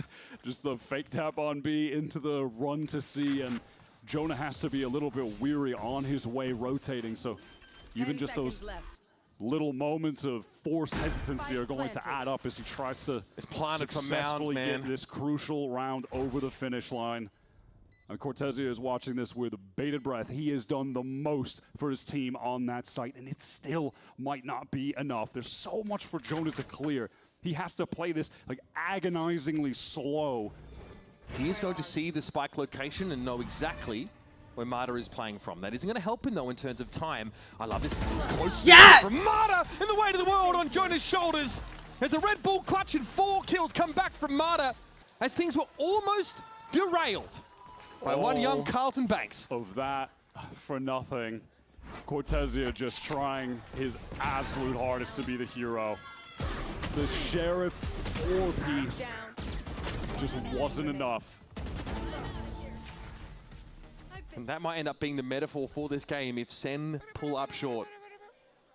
This is a moment where the resolve of Sen, this younger team, is really going to be tested. Another tough pill to swallow for them that they have to fight back from. They've got the full buy on this round. They did a lot of damage to NRG's economy, but not enough to even force a break of it if they win here. Tons of soul util, sheer wall out of tree, steel garden as well. Of course, he can survive long enough to use it. Amada's down. He is playing with some determination. The rest of the team able to get over quickly, support him. Redux a little spotty on the aim there. That's going to give Brock a second lease of life. Just tucked in on default box. Spike to hand. He is swimming with the sharks, though. Sen are patrolling. Rapid around the site. And somehow you've got to extract this spike if you have any intention of going elsewhere. Now he's smoked off as well. He's still just stuck. He can't move. He is the imposter. German takes Kiko down. That's your controller util missing. Cortez briefly flashed up, and now finally some relief for Scuba. Even a post-plant, pre-plant pit, in fact. Scuba's going to get that one down. Seas is going to be respected, though. He's caught inside of it, but follow-up util not forthcoming. We'll see a plant here. Yeah, no one able to spam. There's not a nade for Redux to throw. German's going to try and get out. Oh my goodness, what was that? Brock got ruined. Still, the Viper's Pit is something you got to contend with. 2 players for NRG up, make it 1. Ethan shows himself with the spray. And now Scuba has to do it all. Sees Redux come through, but gets exposed. And Jerwin notches his 3rd. That slide kill onto Brock was incredible from Jerwin. Getting the Odin out of the picture on the spam angle from Tree. That completely opens up the retake. Getting a voice break out of me, not easy to do, Jerwin. He was staying with the aim against Kiko as well. That fight when he was in Blue Room. Comes up huge for the team. Pivotal round. Fully bought in there. You can see Jerwin very contained. He's trying to make sure he can hit each of these rounds with some consistency. We just don't We're taking it one level up from Jonah kissing the picture of Cortez. Yeah, no, it's brotherhood. Now we're smooching. The kiss a homie meta returns. NRG posted up to just burst out of this A side as Sentinels have shifted the setup to Cortesia just being the anchor on that site. In this instance, though, likely a little bit less anchoring and a lot more running out, except there is an issue with his PC, sadly. And so we are headed to the pause. Yeah, it might have happened when he got up in that previous round. Tough here to sort of have the kicker iced in a situation like this. Who is the kicker in this situation, though, honestly? I think adrenaline might just be high for everyone. I did see some serious NRG Keister get booted in the previous round, so I think you can guess. Yeah. Yeah. Still 4-4. Yeah, but again, these are some pretty crucial defense side rounds that Sentinels are picking up. Is ready. Players just chase each other around the map. Redux looks anything but impressed. So we're just going to have a roll back of the round, at least because we're in game. This is relatively easy enough to do. Can simply roll back to the start of that one. Make sure our tech issues, though, are resolved. All this getting up and sitting back down can jostle some wiring, so to speak. Although I endorse it.